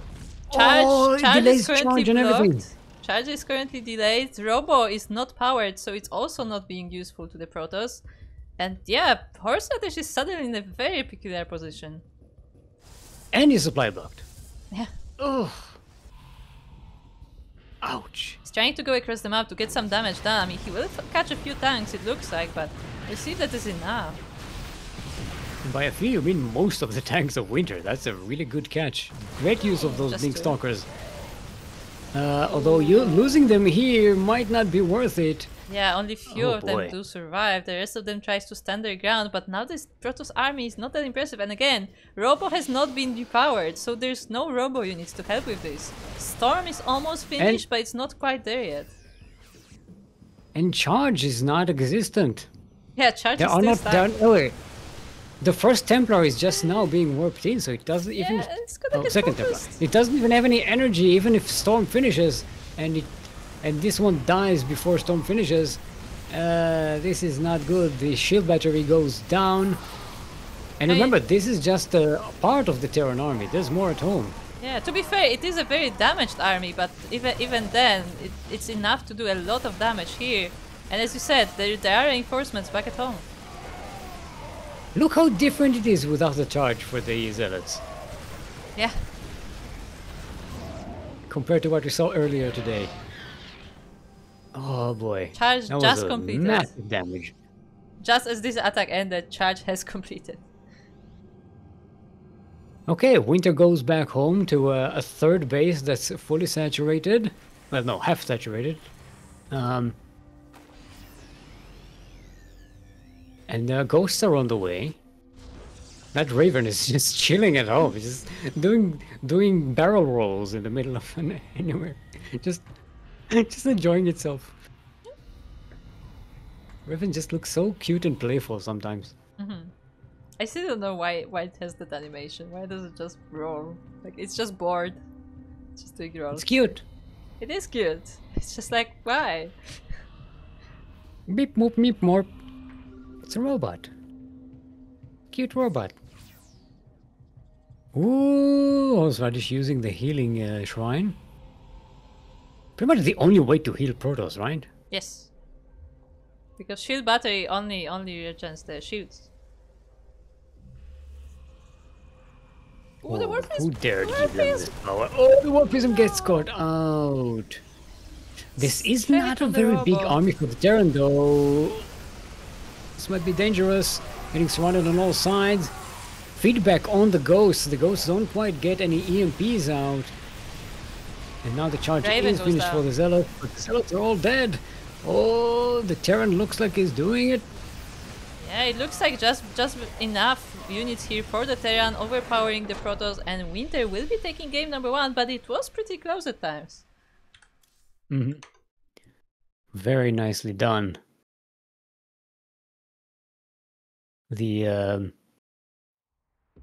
that attack, catching that one Artosis pylon on top of killing the third base, that was a great catch. Because not only are you crippling the economy of the Protoss, all the upgrades and all the whole build of the Protoss now gets delayed. So Last Fantasy is going to be our next map.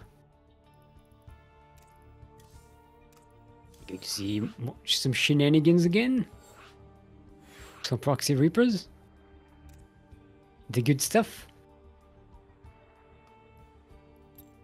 When was the last time we saw like a biscuit cruiser? I miss those crazy builds. What do you mean by The crazy? truly crazy ones. Biscuit cruiser was crazy. What was the Biscuit Cruiser build? Was it anything specific or just PCs? No, it's a proxy battle cruiser. Oh, FEL Krakow U-Thermals game. Oh, okay. Go watch it. Okay then. Okay, your thermal does sound like the guy who would do something like that, right? Of course. I mean, who else? If anyone would do that, it would be Mark.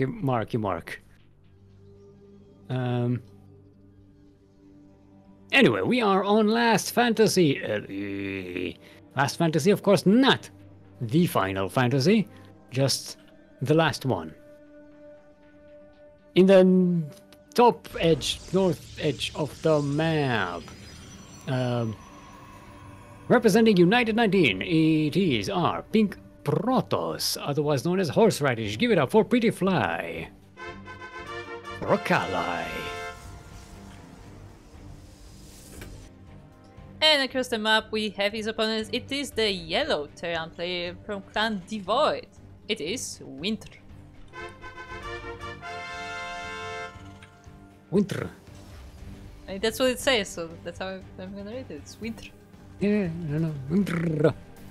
WiNtR. So like it's supposed to say it like you're glitching out. Like you're supposed to say WiNtR. Ah, just WiNtR. No? WiNtR. WiNtR. Some harassment on the beginning, but that also means that horseradish does know where the opponent is. I don't think WiNtR has got it. No, WiNtR also sent his own SCV. Oh, hold on, I'm curious. Yes, WiNtR uses the same color scheme as me. The blue versus orange. It's my favorite set. No, I like that Droptimus in chat is cheering for WiNtR. Because WiNtR beat him earlier on today. Mean, fair enough. It's always nice to see the one that defeated you to be champion. If you're going to lose to somebody, at least lose to the champion, right? Makes Also, it feel a little better. I would say that horseradish is pretty committed to this probe harassment, sending 2 workers across the map and almost gets that second SCV, but not quite. Yeah, that's sending a zealot as well. Like, zealot looks like an old man. It does look like an old man. I was gonna Stop. say. Stop running! My knees, my damn knees! I'm too old for this. I can get the SCV though. Good job. Gets Denies- 2 SCVs. Yeah, in denies the command center. Nice done. Yeah, it works. I guess it works. Hold on, there's another. No, this is an adept. And the Reaper and the Adept to pass each other in the night. Yeah, let's see what damage Reaper can do across the map. Looks like it's mostly there for scouting, meanwhile the adept is trying to get into base and there is no wall there. But the shade doesn't finish. It gets a delay on the bunker and kills a marine. And the CC! And maybe a delay on... no. It didn't finish! Oh! Look! Look! It not didn't finished. finish! You have to touch it! It's at 71. You have to It's at touch it. 71. There you go. There we go. It was at 71 out of 71. Yes, because I saw that the animation already started, where like the doors are opening, Yeah. but it didn't finish. It just stuck with animation. That was amazing. Yeah, great harassment there by horseradish. Being very annoying.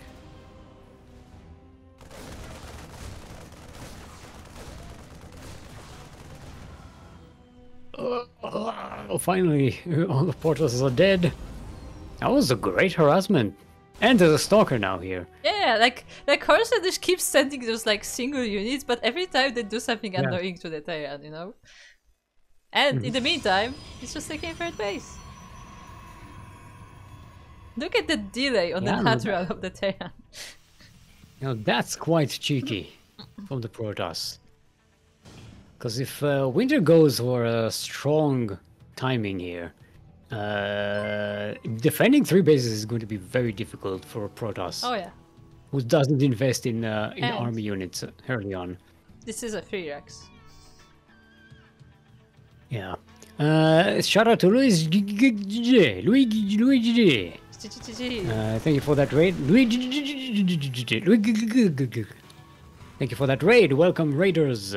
Welcome to the Sea Duckling Open, otherwise known as SDO. This is our amateur tournament, which is open for everyone who wants to play in it and has the appropriate requirements. If you want to learn about the requirement, check out our challenge page. You do need to have a set number of games, so we can ensure that everybody who's playing is the correct level. Yes. But generally, if you are diamond and below, feel free to check it out. Okay, horseradish poking in with those stalkers, but the bunker with the marauders is pretty strong. Stalkers don't like that. Marauders are so thick. They Very take the entire space in the bunker. They're bulky. They're almost as big as the bunker. They are, actually. I don't know how they fit in there. To be fair, I don't see any entrance that they could fit into. There's one. You're looking at it right now. There's like an entrance to the bunker. Sure. Now they wonder not they shouldn't fit in there, but Yeah, I was gonna say with all the You know- shoulder pads and stuff. No, sure. you know how StarCraft 2 and scale. Oh, is yeah. not Yeah, exactly. But the Marauders, they have to be bulky because, according to the lore, they are manufacturing their own grenades. Oh. Interesting. Like their suit as a grenade manufacturing facility. Wait. on it. So you're saying that Marauders are really Terran Reavers? A factory. They're a factory. Yeah, the Terran Reavers. Because Reavers also manufacture their own shots? But yeah. Huh? Yeah. Except they don't have the same damage or projectile or I vol mean, look, or... the Terran technology is not quite there yet, but with enough time. I'm imagining like, well, if a medivac throws marauders around, right? That's more like a river, right? Sure. So this is the I mean, the marauder you know, is river ammo. drop is a thing, though. Yeah. Look, I don't know. we've lost the thread a long time ago. There was a thread. Yeah. Ooh, that's a pretty early storm from coming up from horseradish. This time's like I'm not missing out on storm again. I was just checking. There is a RoboBay, but I don't see any Robo units. Yeah, not even Immortals. Maybe Warp Prism for the Templars? No, just observers.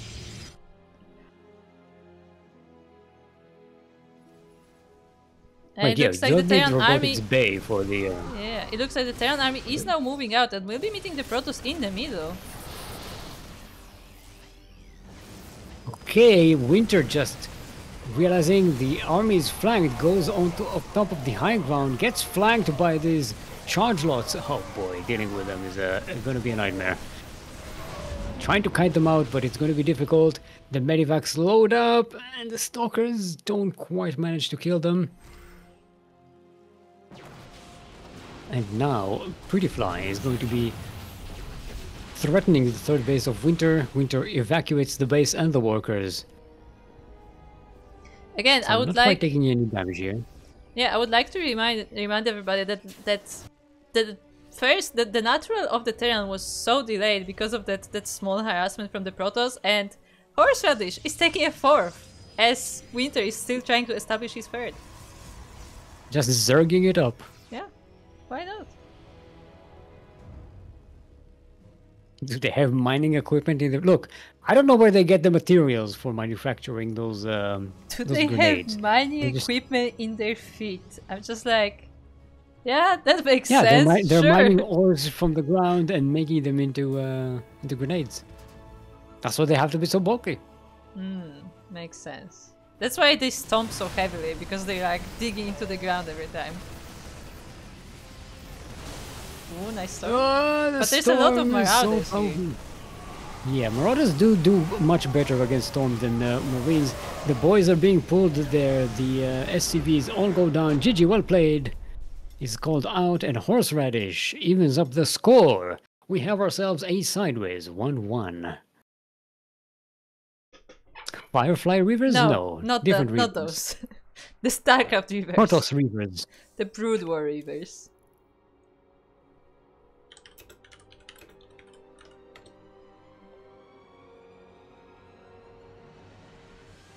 Okay, Tokamak is going to be our next map. We haven't seen the Moopies today. Didn't really get a chance to observe them. So in today's episode of sounds that you hear from my place, can you hear the dog? No. Okay, that's good. But that's just me. The stream might hear it because we True, have the true. noise suppression on Discord. Okay. If you can hear the dog, I am sorry. It is not my dog. Okay, now I can hear it. If it's barking when you're speaking, I think you can hear it. Okay, okay. No, the barking is not the worst part of it. It's just howling because every time her owners leave, she just sits in the middle of the room and just starts howling. Yeah. Well, we have a neighbor's dog who barks at everyone who goes around on the street. She also barks at everything, but like she's like very friendly. She just barks at everything. Like if she meets any neighbor, she will like come to like get petted and stuff, you know. Just barks at everything. It's just a thing. You know. Maybe seeing things, I don't know.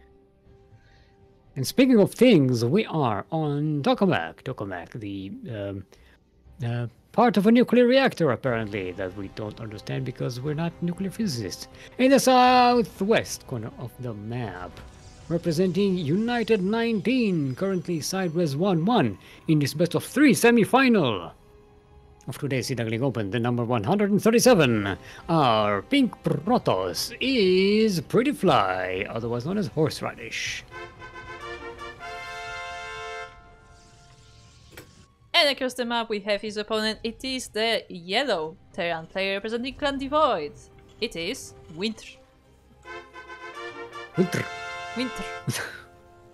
WiNtR. Does it stand for WiNTR? Ah. Maybe that's what it stands for.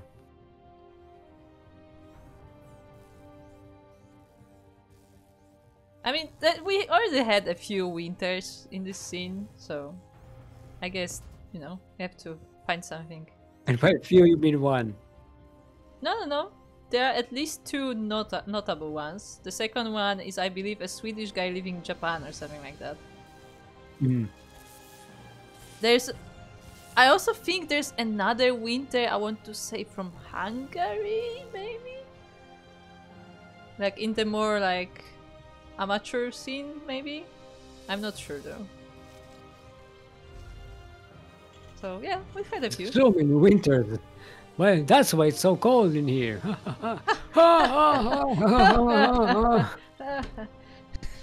Really are the Muppets. That's the best. That's the best joke I could come up with. I'm sorry. It's like an old man dumb joke. No, sorry, but you will have to really try to beat Distan. That was your best joke this year. What? Distan. Not Distan. It's Distan. Yeah, that's a good one. Yeah, And it was definitely a not good one. Istan. That's what I love about it. There's an escalation to it, and an escalation to the pun that's actually Istan. That's like a meta joke of a meta joke. So hello, Dimega. Seeing in the chat. This time there is a there is a marine, so there's a lot should be able to delay this CC. And 2 Marauders as well. Marauders. Get off her, you bitch!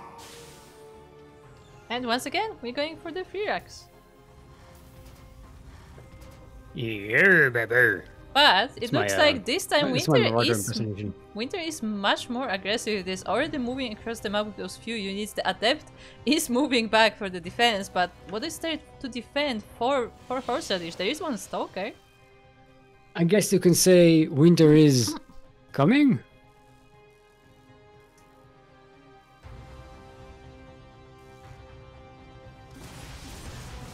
WiNtR is here. Winter is here. It's so cold. Okay, winter was not coming. There was like a couple of units just poking in. This is just a bit of a, you know, cold over the night. Two Marauders and 1 injured Marine. It's like, it's not okay, right. okay, Silmod, I'm testing your English here. What is it called when during the night the temperature drops below 0? But only during the night. I know what it's called in Hebrew. I know what it's called in Polish. So it's, you mean when there's like no cloud cover and the temperature sharply drops? I don't know about that, but like basically it's like, you know, during the day it's like it's usually in spring where like during the day it's like fairly warm, but like during the night it can like drop to freezing. No, it doesn't happen here. It does happen here because it's like particularly it's 24 degrees at night. fair. It doesn't freeze. It's particularly, I think, here, yeah, in spring where like the plants already start to like grow because it's warm during the day, but then like the cold comes in the night and like it can destroy the plants because of that. I mean, I think maybe cold snap isn't. Yeah, I cold snap, I don't think that is. could be. Let's see, cold snap. I'm gonna.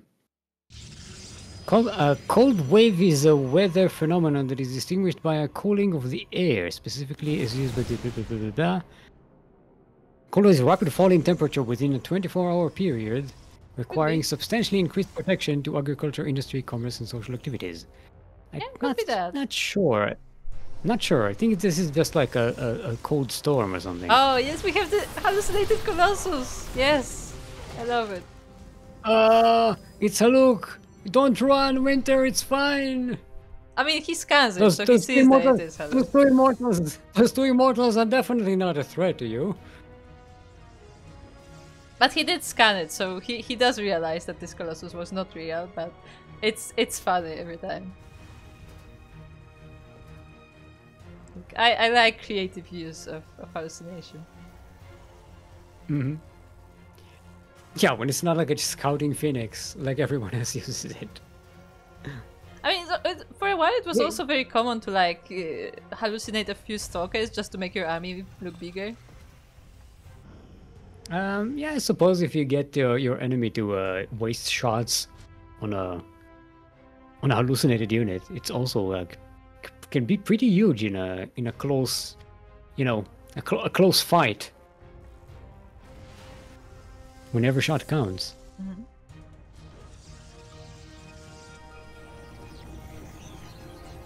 I stand saying, are you saying I'm an escalation? You are, I stand. You're an escalation. By the way, Unscalation.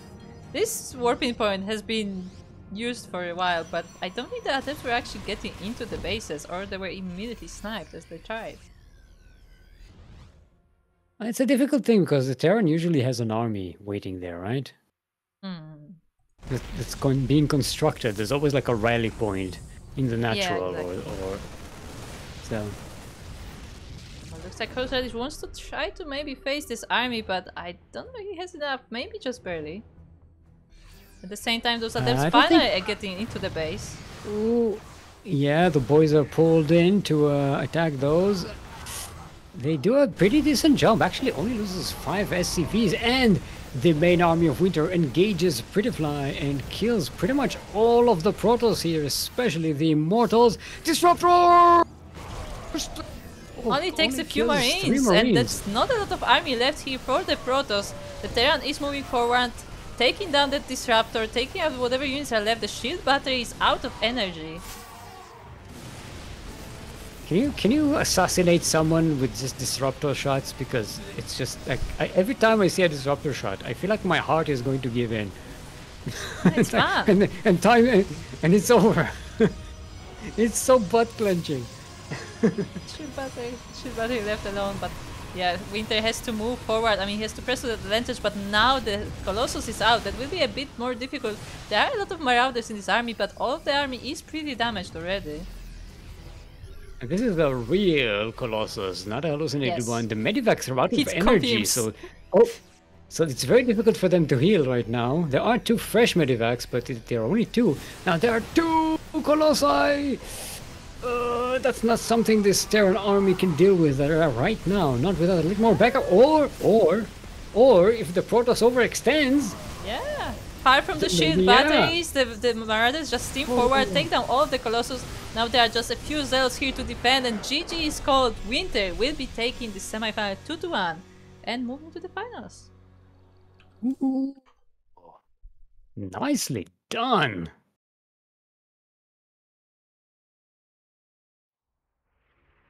That was a close one. I thought horseradish was about to destroy WiNTR's army, but yeah, no. Getting overextended there, whittling down the amount of zealots backing up the colossi, and suddenly the colossi are all alone, and they're like, oops, we have no backup, and there's a whole bunch of marauders there with steam. Yeah, it's always very important for, you have those big powerful units, but they always have to have some backup. They need that support, and with not enough support, this is exactly what can happen. They can get quickly focused, especially by marauders who are more tanky than marines, and yeah, with that, WiNTR did take this series. Oof, and we have ourselves 2 finalists for today. It's going to be HoboBobo and WiNTR. Yes. But before that, we will be going on a quick break, and we will be getting ready our random raffle. Yay, random raffle! If you want to, if you participate in our tournaments, you get, and you finish at least one series. Whether you win or lose doesn't matter. You get to participate in our raffle, which will win you, if you get selected, $5. So that's a participation prize that anyone is eligible to, as long as they finish at least one series. So come and join in tournaments. It's pretty good. But we'll do that after the break. See you soon. Take a break now. Bye. And welcome to Sea Duckling Open number 137.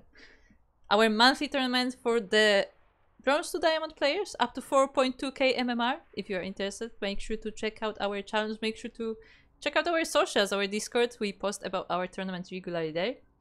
And we are currently ready for the finals of this month's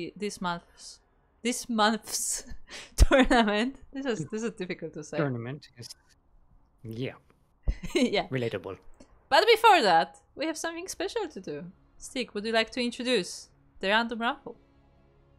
The random raffle! If you participate in one of our tournaments and finish at least one series, whether you win or lose does not matter. If you finish one series, you are eligible for our random raffle. Each tournament we will raffle $5 between all eligible participants. So, if you want the $5, just join in. You can technically say you're a pro player if you played and you get paid. You're pro. Some people would say that, yes. Yeah. Some so people without further ado, group, who is the winner of today's random raffle? Drum roll, drum roll, drum roll, drum roll, drum roll, drum roll. I was quickly responding to our admin, and without further ado, let us see who is the winner for today. And it is Battlepants. Yay! The pants of battle. The Battlepants wins the I was gonna no, we're not going that route. But Battlepants wins this SDO's random raffle and is $5 richer. Battlepants, as a reminder, was in the semi-finals of the tournament, did lose to HoboBobo, so also went quite far, but only the finalists get prizes in these amateur tournaments. But with the random raffle, Battlepants also gets $5 at least. Congratulations, well done. Congratulations, make sure to join the match arena. And now, let's see if our players are ready for the final match, the grand final of today's Sea Duckling Open, the number 137 between HoboBobo and WiNTR. This will be a TVT. Our first map is going to be Incorporeal. Let's check out that. Whoa, the players are ready. What? What? Sorry, something weird happened in my chat. Someone just opened like 50 achievements or something. Someone in my friends list, and okay. it just completely blocked my chat. And I'm like, what the fuck is happening? And it all looks, it's yellow, and it looks like a lobby link. Yeah. So that scared the shit out of me. There must be someone who just hasn't played the game for a while, or not on this server anymore. Yeah. No, I know it is. They haven't logged in quite a while. And it's like, this achievement, that achievement. This is like, what the fuck? Like Terran intro, Terran things, all the mission things from like all the achievements from the campaign. It's like this is a long list. We are ready. It's time to do.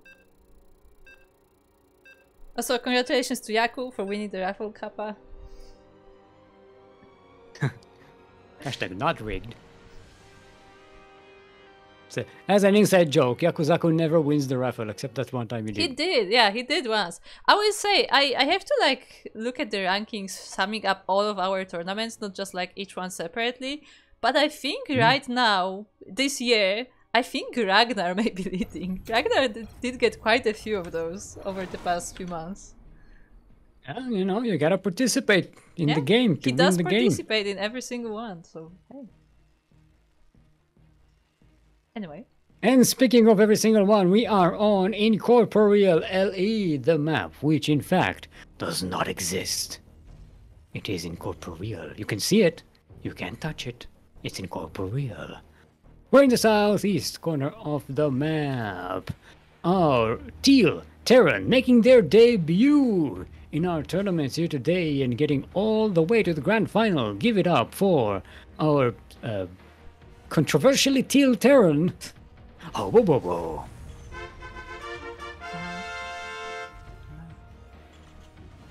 And across the map we have his opponent. It is the yellow Terran player representing Clan Devoid. It is WiNtR. Or WiNtR. WiNtR. WiNtR. WiNtR. No, that sounds German. WiNtR. WiNtR. What is WiNtR in German I have trouble again? doing... What is WiNtR in German again? WiNtR? Don't remember. I don't think it's winter.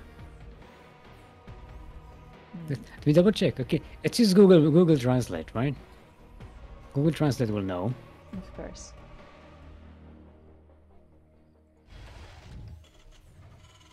Winter. Winter. Okay. Okay, it's literally.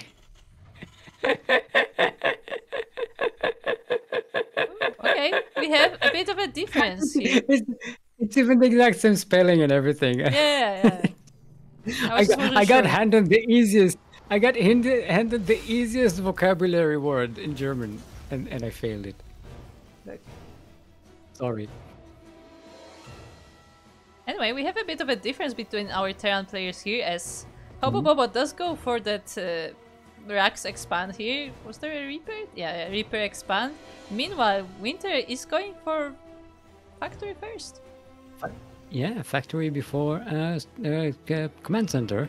It does scout around for proxies on that side of the map before putting down on that command center. So do. Yeah. I mean, it's important, you know, don't get caught unawares. Now, this is a best of 5 match, in case you didn't mention that. So you gotta have a few more tricks up your sleeve than usual in this kind of match. Yeah, and this is a mirror matchup as well, which is for many players more difficult. First, yeah, I don't understand it. I always found mirror matchups to be much easier. Look. Maybe that's just how my brain works. I don't know. It's a lot easier for me to understand, like, what the other person is doing, because I can see what I have, and I was like, oh, they probably have something similar, right? I think that just may be it, though. That, like, it's more difficult because your opponent has the same tools, so it's basically who can use those same tools better, and, like... I feel like it may be just more tight because of that, because you have access to the same things. Yeah, I think it's just a little more frustrating, because you can lose a game, like we saw, just because the other player had a Liberator when you didn't. Sure. Meanwhile, I love ZBZ. ZBZ is my favorite matchup. On any patch, really. Except for the Swarm Horse. The Swarm Horse patch was pretty bad, but... You know, other than that, ZBZ, best matchup. Degenerate. I love ZBZ. Especially when there's a lot of links. Perfect. I mean, yeah, Link versus Link is a pretty dynamic situation, right? Yeah. It's fun. Doesn't happen nowadays that much, right? We haven't It's seen not- like it Link Bane doesn't. Wars Like- in a long time. I mean, it happens sometimes. We did get it at EWC, but like very often it's more like roach-based stuff. Like we don't have as many. It's not so much that like that it's not in the meta. It's more that we don't have that many Link Bane players. I feel like just the stylistic choices are different. I mean, they pretty much, if you're a Link Bane player, you pretty much don't get to these tournaments, I think. You have to be like, you won't be winning enough matches for that. Arguable, but anyway, we have WiNtR coming here into the natural base of HoboBobo with the Cyclones, with the landed Viking as well, and actually doing a lot of damage. I mean, WiNtR was HoboBobo was trying to do some damage across the map, but this attack is so much stronger, and even losing the Cyclones here. Dropping on top of the tank, killing it, and almost getting the Raven as well there. As Raven can't really do anything with the Cyclone running around. And we might get a snipe on this command center. It's a full-on orbital. It's burning down. There's nothing. Is there anything to repair it? No, nothing. Very nicely done by WiNtR. GG is called. Good, powerful attack with HoboBobo not quite being in position to defend it very well. And WiNtR with some very good instincts keeps the push going, drops on top of the tank, doesn't back away, and snipes the command center, the second base, and that's it. Nicely done. Yeah, that was a very strong play from WiNtR. I mean, we did point out that he was the one who focused more on the army first, more on the tech first, and you know, the expansion only came later. Meanwhile, HoboBobo was the one more economical, going for the more standard build of the Reaper expand. And yeah, WiNtR managed to make quite a strong army there and just overpower his opponent. And again, had the one extra unit that the other one didn't. True. TVT is such a puzzle. I mean, to be fair, trying to think. No, it doesn't work in ZBZ. Never mind. You just make more links. Yeah. What are you talking about? Just make more Zerglings. What's your problem? Too bad. Make more Zerglings. Believe it or not, more Zerglings. Pangtesu. Ask Pangtesu what to make. Juggling. Good unit. Juggling good. Oh no. Ask the resident genius. Yeah, True. the self-proclaimed. Self-proclaimed genius. So, just more Zerglings. Okay, we are ready. Map number 2 is going to be Persephone.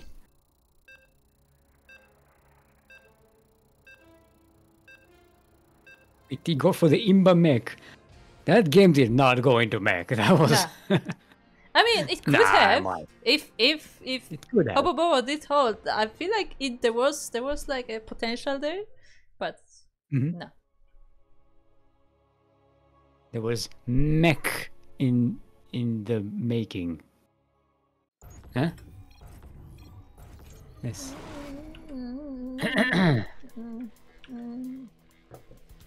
Help me, Iceton. We should get Iceton to cast. It would be funny. I don't think Iceton has ever casted StarCraft. But hey. Or will it just be like me and Iceton trying to find puns for an hour? You should invite him to your stream just to make puns. Just, you know, pun workshop. My brain will break, I'm afraid. It's too powerful. Speaking of too powerful, in the southwest corner of the map are yellow Terran representing the Void, up 1 in this best of 5 final match of today's Sea Duckling Open, the number 137. Giving up for our Yellow Terran, WiNtR.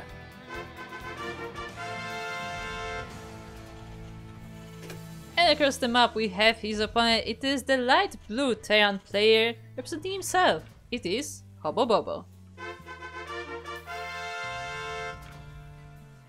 I am Dodo. Yeah, I'm glad that this name made it all the way to the finals, so we can say it openly. Yeah, HoboBobo. It's you know, it's to me it's somewhere on the echelons of Papa Panda and Potato Pleb. It's got that plosive thing going for it. HoboBobo. It's got alliteration. It's got plosives. It's pretty cool. Oh, and this time it's HoboBobo going for that factory first. Mm-hmm. Even before Orbital. WiNtR? Yeah, but WiNtR is also going for the factory yeah, first. He did get well, the Orbital not... though. So, you know, a slight change. Yeah, he's going for the factory first second. Get it? Because he went after HoboBobo started. So it's still a factory first, but he's doing it the second. This is the second one. He's behind, so second. Oh, the math works out. There's a snipe on that scouting SCV.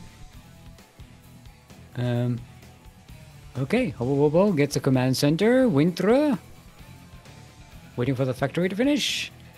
And no, I don't see an SCV going towards that. WiNtR once location. again very focused on building up that army, building up that tech, and not expanding. Hey, do you know what's earlier than an army before expand? An army and no expand. Oh boy. What? I have no response. I have no response. Yeah, true. Good job, Stick. What? Oh, nothing. Oh, but WiNtR is ready for those Reapers coming in. The Hellion also were not able to get into the base, but now HoboBobo sees. Wait a minute, there is no command center here. What are you doing? Back away! Back on the hatches! Yes. Try the bunker. Here. Get up, bunker! Do something! It doesn't look like WiNtR is... Oh, is that gonna be Reaper drops? No, Hellion drops and Reaper jumps. Yeah. He's also getting a command center, so this is not like a full all-in or anything. But very aggressive start. If he manages... HoboBobo does have a scouting depot there. But there's no army ready, and yeah, the Reapers are just getting in. The Hellions have been dropped, and they will be going straight for the mineral line. And WiNtR has the numbers advantage. The SCVs were evacuated, but now they're being pulled to defend, and they line up for the Hellions. The Cyclone is a great help, though. Already focusing one of the Hellions. The Medivac goes down as well. Cyclone goes down, but now this army is not quite as impressive. The Hellion was a bit too starter step there, and it didn't quite do any fires. So a lot of the SCVs survived this attack. Yeah, but still, this does quite a lot of damage to HoboBobo. Yeah, no, that was quite a few SCVs and the army as well. But that was so sad that Reaper was about to escape, but it stopped to shoot the depot and died. Yeah. It was so sad. It had to take that one last shot. Yeah. Now, while this was going on, WiNtR has finished the command center and is floating it into the natural base. So, not super behind. Does have more workers at the moment than HoboBobo after this attack. And HoboBobo doesn't have anything to retaliate with. Not strong enough, at least. Not yet. Yeah. As HoboBobo is going for those factories with tech lives on them as well. So I guess we will be seeing mech. Wait, what was that? That was a Raven drop. Yep. It was that was HoboBobo snuck a Raven into the mineral line with some auto turrets, I think. Yeah, probably. Let's see. Yeah, well, the Raven did go down, so I assume that was the Raven. Now WiNtR is out on the map. HoboBobo does see this army on the move out with this Reaper. The same is Ravens and Cyclones. Very interesting composition. Does HoboBobo have enough to defend? There's a tank and a handful of Marines and a Cyclone as well. There's even a Viking in the air, which is going to help against the Raven. Interference Matrix goes in on top of the tank. Is WiNtR going to jump in? Jumps in. Locks onto the tank, snipes it down. The Marines will take care of the Marines. And the Viking in the sky. One of the Ravens even survives. Yeah, the There Cyclone are two went down as tanks well. out though. There are 2 tanks and they will eventually clean this up, but not with the disables. Is there enough? I don't think he has energy. No. No, there's not enough energy for a disable. So WiNtR backs away, does manage to kill 5 SCVs and most of the army of HoboBobo, so should feel safe just going back home and continuing taking up and building more army. This was a pretty good attack, and there's no way for HoboBobo to retaliate. There's not enough. Oh boy. He also has 2 factories. He's still making Marines though. He hasn't stopped yet, but the barracks have no add-on, so... Oh boy, still what are we getting ourselves into? Insanity. Yeah, So, this is gonna be You got a lot popcorn? of tanks for both players. Again, I think we need like more than a popcorn. I think we need like a sandwich and like and a thermos. We're gonna be here a while. It's turning into an actual TVT. I don't think the Vikings quite HoboBobo? spotted the attack, but this scan gives it away. HoboBobo sneaks a couple of Hellions to the natural base of WiNtR. Kills 5 SCVs. And there's nothing different. Don't line up in front of the Hellions! No! So many SCVs will be going down. At the same time, we have this main attack from WiNtR going into the natural base. 1 tank disabled, but there are so many more tanks on the ramp already. Yeah, Hobo has enough to tank those shots, pun intended. Finally, the Hellions get cleared up. They only killed 14 SCVs? I thought it would be way more than that. SCVs! Oh, Let's the go. door is this man's No! Yes, No. one last SCV did take the tank. With The my last sacrifice. dying zap, I kill thee. Beautiful. I don't know if it was worth it, but it was beautiful. Once again, the Raven survives, though. That True. Raven is very lucky. Now, this time HoboBobo does have an army that can move out on the map, and WiNtR has a 3rd base to defend right now.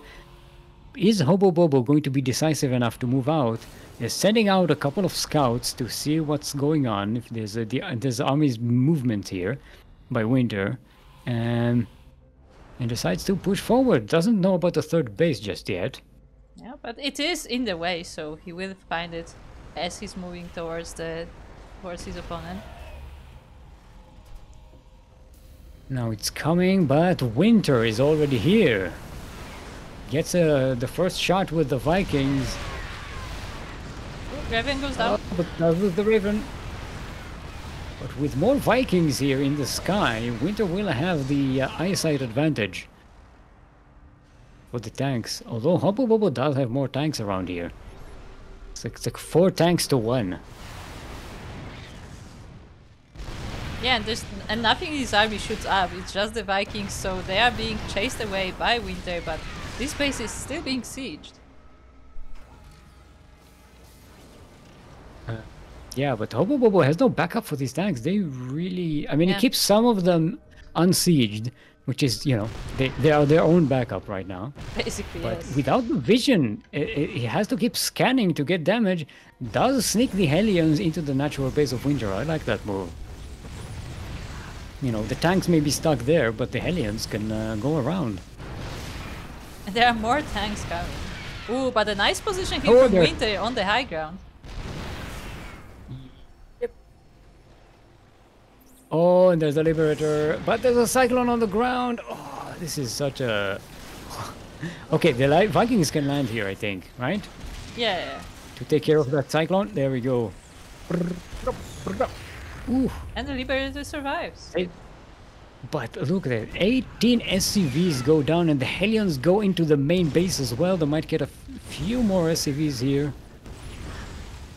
before they get destroyed. 4, 5, oof. Yeah, it looks like WiNtR was so Yikes. focused on this defense that he didn't really control the Hellions, and they cleaned the entire mineral line and even a few in the main base.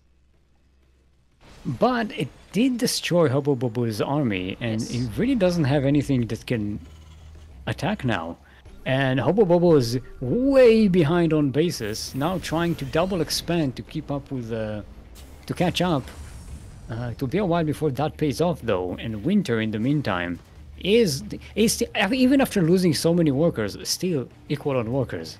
Yeah, and this base did not go down. He successfully finished that orbital, and you know, with the Muse, with the triple CC production of SCVs, he is able to keep that economical advantage.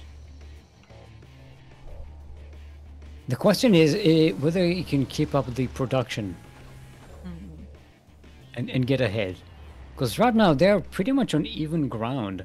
They have the same upgrades, the same, somewhat the same army supply, somewhat the same composition.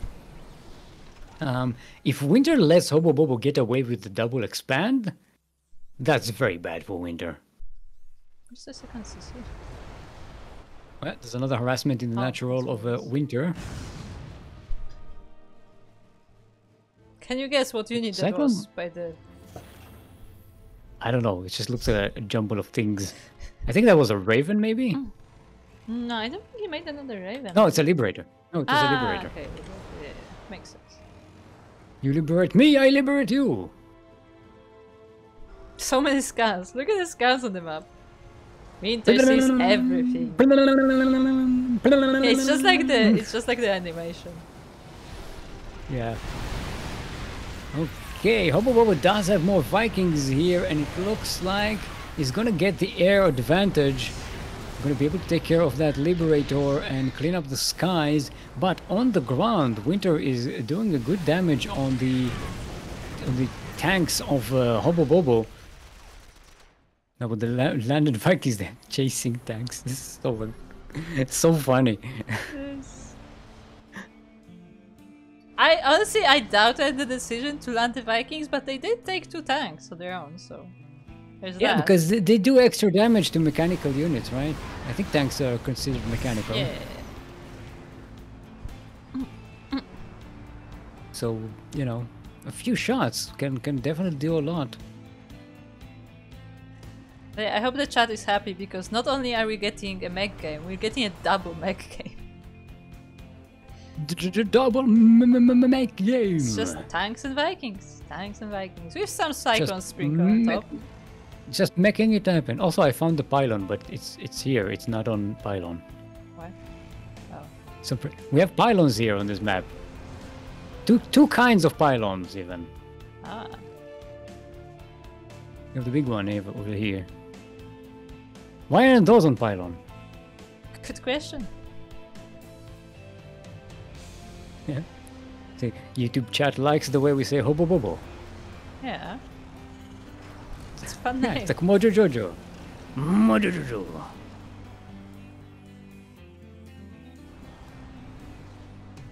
Okay.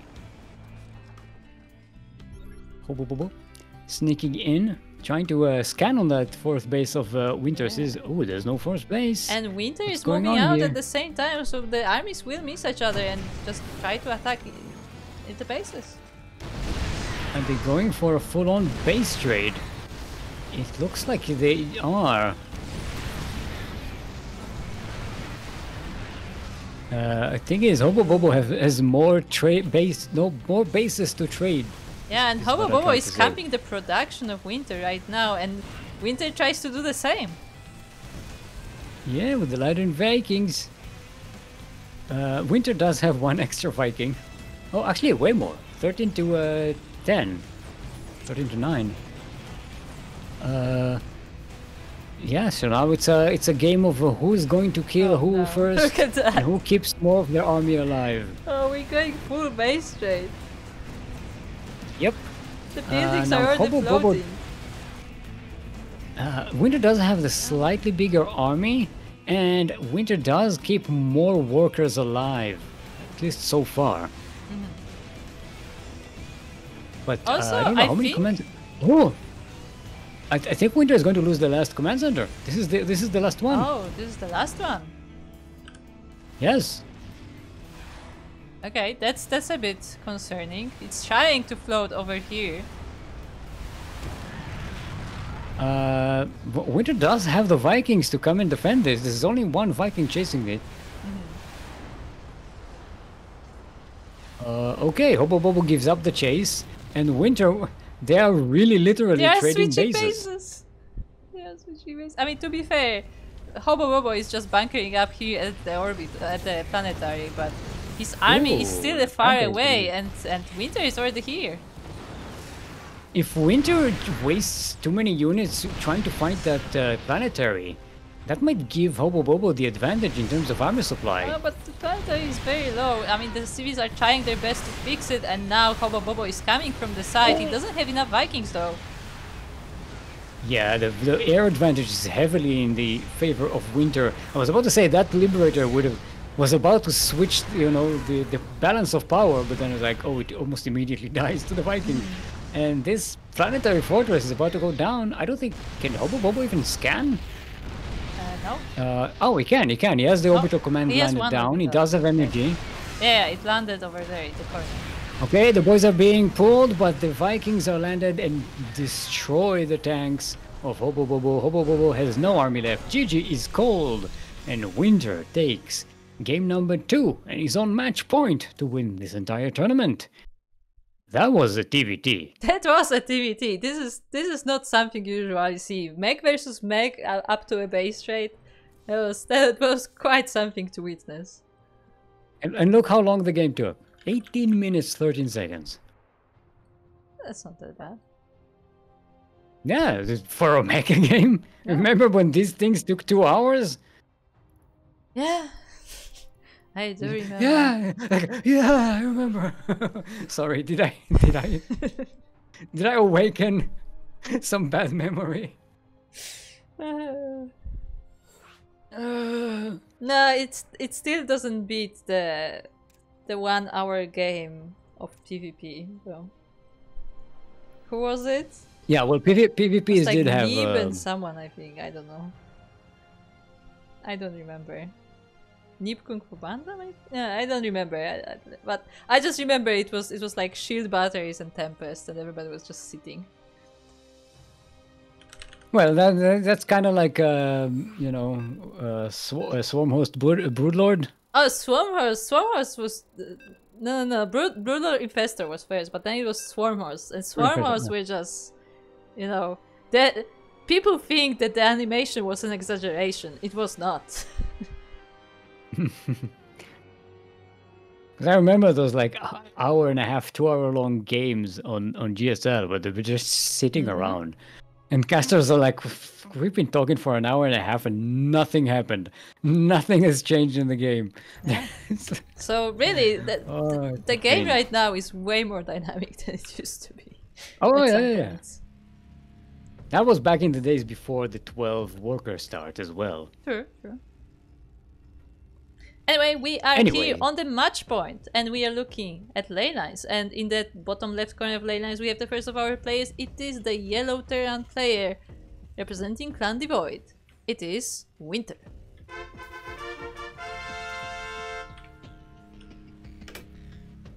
And in the northeast corner of the map, on brand new appearance in our tournaments, give it up for our supposedly teal Terran. Give it up for HoboBobo. And I think we have a spicy start to this game. Because I saw the camera. Sitting in a CV. Yeah, I saw the camera going somewhere. It doesn't go usually. We versus the Brixirax. Okay, so it's double racks. One rack's at home, one Yes. rack's as proxy. Yeah, it's not like a committed So we're not gonna proxy. get something Yeah. crazy. I But assume WiNtR typically is it's... scouting. Uh-oh. How far does the scout Whoa. go? Whoa. How far does the scout go? Oh, No, no, he's going going up. to snap. He's going up. He will not no. see it. Well, he's getting a Reaper right now and walling off that that ramp. So, you know, it's a typical start by WiNtR. So I don't think it will get caught off guard unless he sends the Reaper all the way out on the other side of the map I mean, the thing is, this and has nothing to defend. it's more that, like, with 2 racks Reaper, like, there will be more Reapers on the map for HoboBobo. The question is how much he commits to that attack, though. Also, WiNtR is getting that factory before command center, so he's gonna scout. Yeah, he Whoa. sees it just before the first Reaper pops out, and he will see that Reaper, so he also confirms for sure that it is Reapers. Unarra HoboBobo. He got caught. Yeah, pulling the SCVs to And help there we with the go. defense. Yeah, gets some of these Reapers with some damage, and a fresh Reaper comes in for WiNtR as well. It looks like WiNtR wins the Reaper wars, at least for now. Does lose a couple of SCVs, but that's a small price to pay for, you know, defending against this kind of proxy. Starts construction of the command center on the high ground.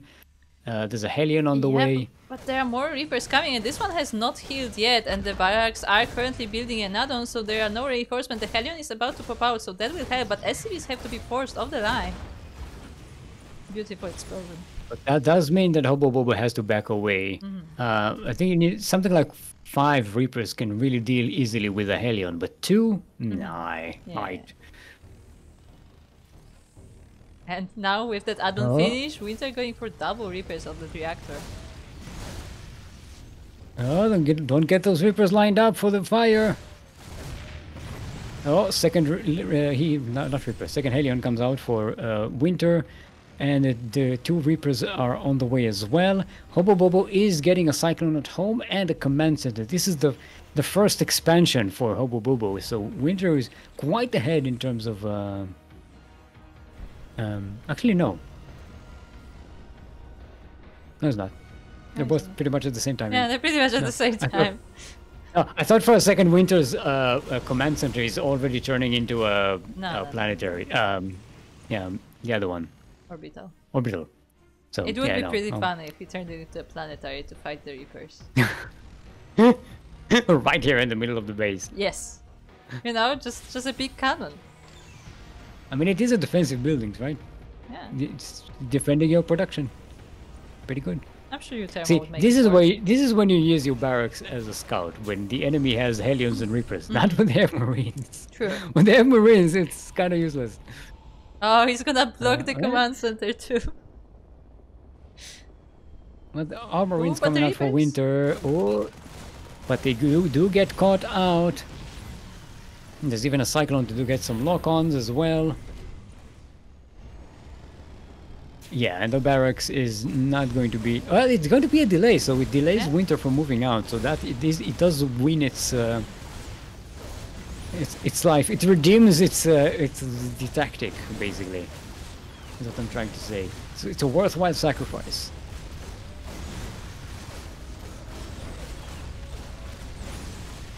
WiNtR does get interference matrix for the Raven, and a second Raven on the way as well. HoboBobo does not have Ravens, only now getting a starport.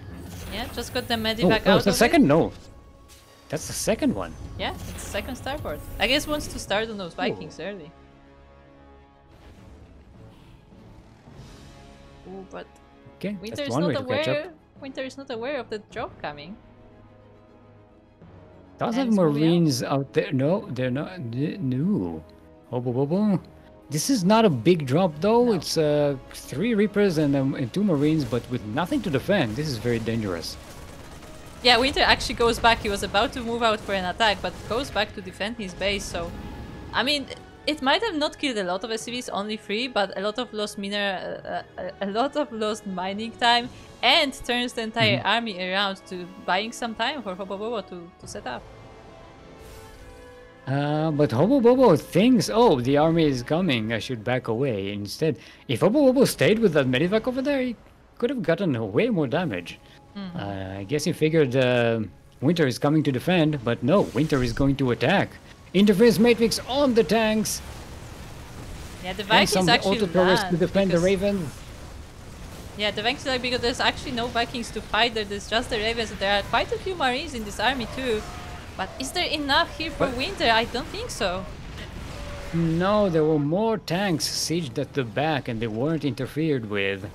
So WiNtR has to back away. Does kill 12 SCVs though and a whole handful of army units. Doesn't kill any of the tanks though. Yeah, that's somehow a big all win the for tanks HoboBobo. survived. Well, they were interfered with, so they weren't really a priority, I think. Not as much as the Vikings. I guess so. But with the Ravens still alive, you know, it's good. It's a great utility unit for WiNtR to have, 2 of them. And they're backing up energy. There's more interference matrix in the future. Yeah, and that will be needed because HoboBobo is now moving out with those tanks, with the Reapers as well. Oh, the tanks are sieged on the low ground. They're already quite low on health, but WiNtR doesn't really have enough to engage this army. Look at the army supply right now. Yeah, WiNtR also lost the Cyclone, which would be very helpful fighting this Liberator. And the Liberator can siege up on the tanks with nothing to really threaten it. The Ravens will try to disable maybe? No, they're going for the tanks. Oh, but the Ravens are going down! I don't think WiNtR has enough here with the tanks of HoboBobo left at the back. HoboBobo does not go down without a point on the board. We have ourselves a series, boys. Yes, indeed.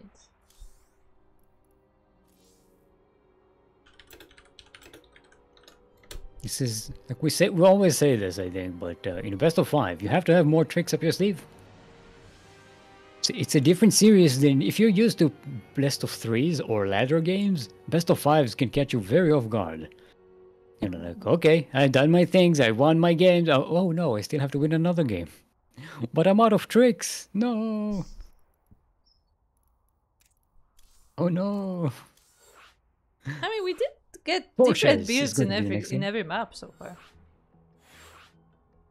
Yeah. Yep.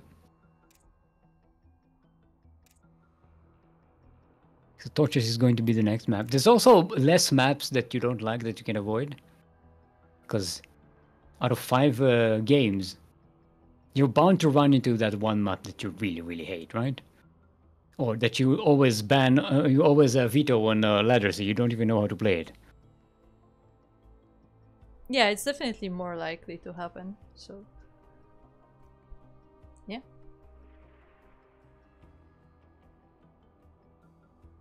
Okay, no, both our players are not ready.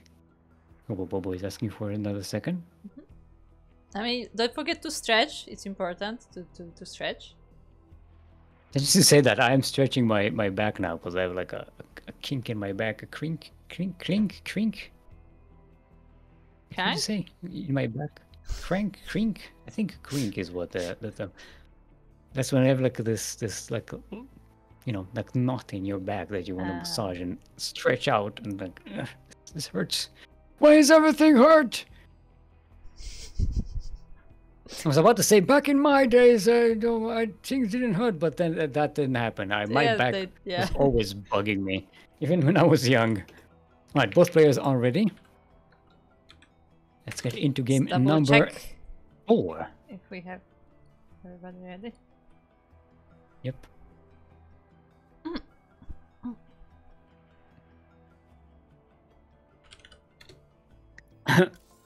No, Blackberry Jet thinking that this was WiNtR SC2.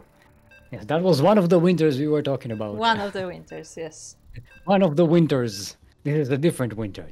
It's another winter. I mean, it's not as bad as Phoenix. Yeah, Phoenix is the... Phoenix is probably the most popular name. I was about to say Phoenix is the worst, but then I was like, wait a minute, I'm offending like 50 people. Yeah.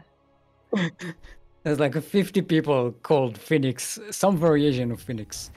Half of them are in our clan. I mean... No, actually there are more now. Alright. You can even say that half of them are in our clan, because we now have Cost Phoenix, for example. Another Phoenix. Yes. Young Phoenix, old Phoenix, budget Phoenix. Winter Phoenix. Oh Summer no. Phoenix. Somebody is gonna come to our tournament with the name Winter Phoenix. I'm calling it now. Phoenix Pants. Phoenix. Oh, no. Hobo Phoenix. Oh good. Is that our April Fool's tournament? We just turned all the names on the bracket. Yes. Yes. Anyway, speaking of phoenixes, we are on torches, where everything is burning, in the northeast corner of the map, and also on the left side of the map, the 2rax proxy, it is our yellow Terran representing the Void. Give it up for WiNtR. And on the bottom side of the map, we have our blue Terran player representing himself. It is HoboBobo. And yeah, he's about to get proxied. Okay. You're gonna proxy me? I will show you how to proxy. I'm gonna proxy. And this is a You dare free proxy rax, me, witch! I was there when the proxies were written. Yeah, this is a free rax Reaper. Oh yeah. And HoboBobo is none the wiser. Oh, and HoboBobo going for a quick expand. Oh no. RNR. And this will be tricky to defend. I mean, to be fair, WiNtR also has nothing in his base, so you know that's also something to be concerned about. But yeah, this may be very tricky. Hold on, I want to see where. Let's see if HoboBobo actually. HoboBobo is known for scouting around, right? They're both good for scouting proxies. Have to see where this Reaper is going goes. to be found.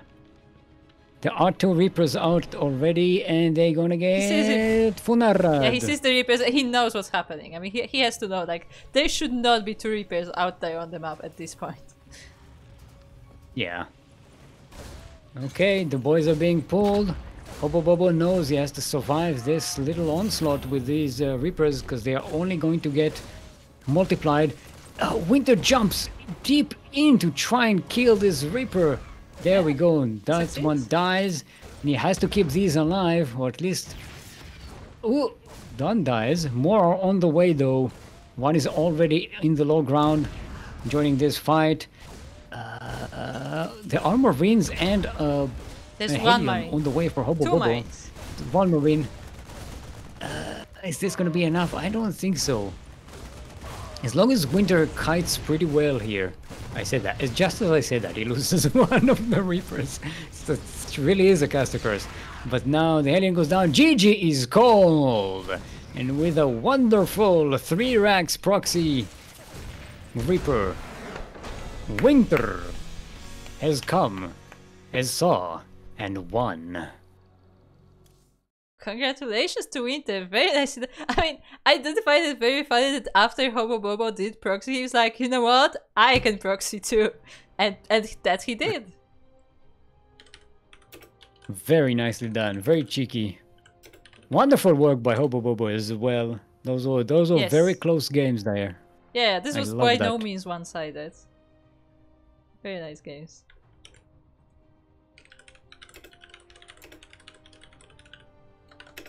Ooh-wee.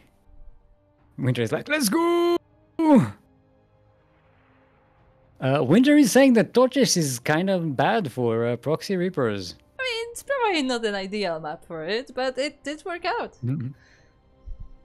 It worked out. I mean, mostly because HoboBobo went for a pretty greedy opening and wasn't super suspicious, and even though he caught the Reapers coming in, it was still a little bit too late. And with great control by WiNtR, he managed to snowball the amount of Reapers that he has there and win the game. Very nicely done. Yeah, very nicely done there by WiNtR. And again, some crazy TVT, some close games, particularly the mech game up to a base trade. Very interesting playstyles there. Oh, WiNtR is saying in chat, played no proxies the entire series just for this. See? I told you gotta have that one extra trick up your sleeves in a best of 5. It's yeah. Yeah, like that helps. You give them the sense of safety. They're like, oh, they're not proxying. They're just gonna play a macro game, and then they just do it. Yeah. oh, I'm gonna go factory before command center. Ooh, I'm cheeky. Like, no, 3 racks Reaper. Get wrecked. They're also complimenting the 1rex proxy that HoboBobo did. So yeah, both our players do respect each other's game, to put it that way. Yeah, mucho respecto. So, and that's it. That was the grand final. WiNtR winning 3-1. We have ourselves a new Sea Duckling Open champion.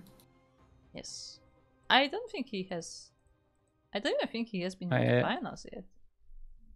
He was a finalist. I don't think he won. Okay. No, he wasn't finalist. He was a semi-finalist, I think. Oh no. I was saying it was a win-win situation for WiNtR.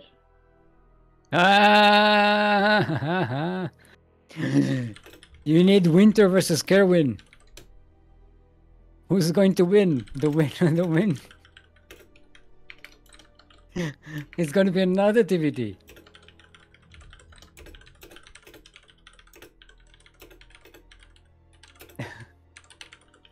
All right. That was a wonderful tournament. What time is it? We are a little over 3 hours in. It's nice to see we have a full bracket here today. That was good to see. I'm tired of double elimination brackets. They're long. And yeah. So some wonderful players here today. Some one-sided series, but happily the ones we streamed, the one we casted, were pretty dynamic and pretty close. At least most of the games. Yeah. So that's always nice to see. Yeah, very nice games. I mean, I said it almost every week, but every 2 weeks, every tournament, let's put it that way. But like every tournament, we see some really nice games from these players, and again, it's nice to see some regulars, improving over time, as well as new players joining. So yeah, definitely some interesting games that we have seen, and yeah, I hope they keep improving. But with that, we're going to see them all in Masters 1 Open. Yes, the Masters 1 Open will be, I believe, currently it's scheduled for 23rd of August. So, that's that. Meanwhile, our next tournament in less than 24 hours will be Sparkling Tuna Cup. And this is the 100th Sparkling Tuna Cup. So, we are celebrating 100 tunas tomorrow. So if you want to sign up, feel free. It's open to everybody. There are no limitations on MMR games and so forth. So anybody can play the tournament, and we doubled the prize pool for this edition because it's the 100th one. So make sure to check that out. Other than that, if you want to support our tournaments like this, like Sea Duckling Open, as well as Sparkling Tuna Cup and Masters 1 Open, then make sure to check out our Patreon. That is how we fund these tournaments. All of these prize pools are funded directly from Patreon. So if you have some money to spare, then check out the Patreon. And if you want to just support us for free, that's perfectly fine as well. Just just watching our streams is enough already to help us out. So if you want, you can help watch us here. We also add our VODs on YouTube, so you can also watch on YouTube. We also have socials. If you want to follow us on socials, we are on Twitter/X, we are on Facebook, on Instagram, on Mastodon, on Blue Sky. So really, anywhere you want to follow us, we should be there. And most importantly, our Discord. Our Discord is like the main hub of information, the main hub of our community. So if you want to see what we are up to, then Discord is the best place to do so. And yeah. Have I forgot anything? Seymour, what are you up to? Yes. What are you streaming? I am streaming Factorio! The greatest game ever made. So getting into the late game of it, it's fantastic. I have a legendary mech armor. Huh? If it means anything to anyone, it's amazing. Going into late game designs, it's fantastic. On twitch.tv/Steelmold. That's where I stream. And I should be streaming there in about 10 minutes or half an hour, depending on when I start. Nice. So yeah, twitch.tv/Steelmold, or you can find me on YouTube, Steelmold on YouTube. That's where I put my VODs if you want to catch that. What about you, Krupp? Well, I typically just do stuff behind the scenes on CranKy Ducklings, but if you want to catch my streams, they're at 16 Squad Sanseki, both on Twitch and YouTube. Although usually they're not StarCraft, so keep that in mind. I'm also very tempted to start streaming my Final Fantasy PvP just to show to people how ridiculous it is, because I get extremely bad ping to NA and I'm still trying to play. And by Are you rubber banding all over the place? I'm not rubber banding, my enemy is, and that is a bit of a problem. You know, when you're playing at 14,000 ping, that is a bit of a problem. But yeah, that's been an interesting experience, I will say that. But anyway, yeah, if you're interested in the StarCraft content, it's all here on the CranKy Ducklings. And again, our next tournament will be tomorrow with the Sparking Tuna Cup. So of course that will be casted by Light. We are here, by we I mean me and Steelmold, we are casting the amateur tournaments. So we will see you for Masters 1 Open, and Light will see you tomorrow for Sparking Tuna Cup. And with that, we'll see you guys later. Bye. Bye.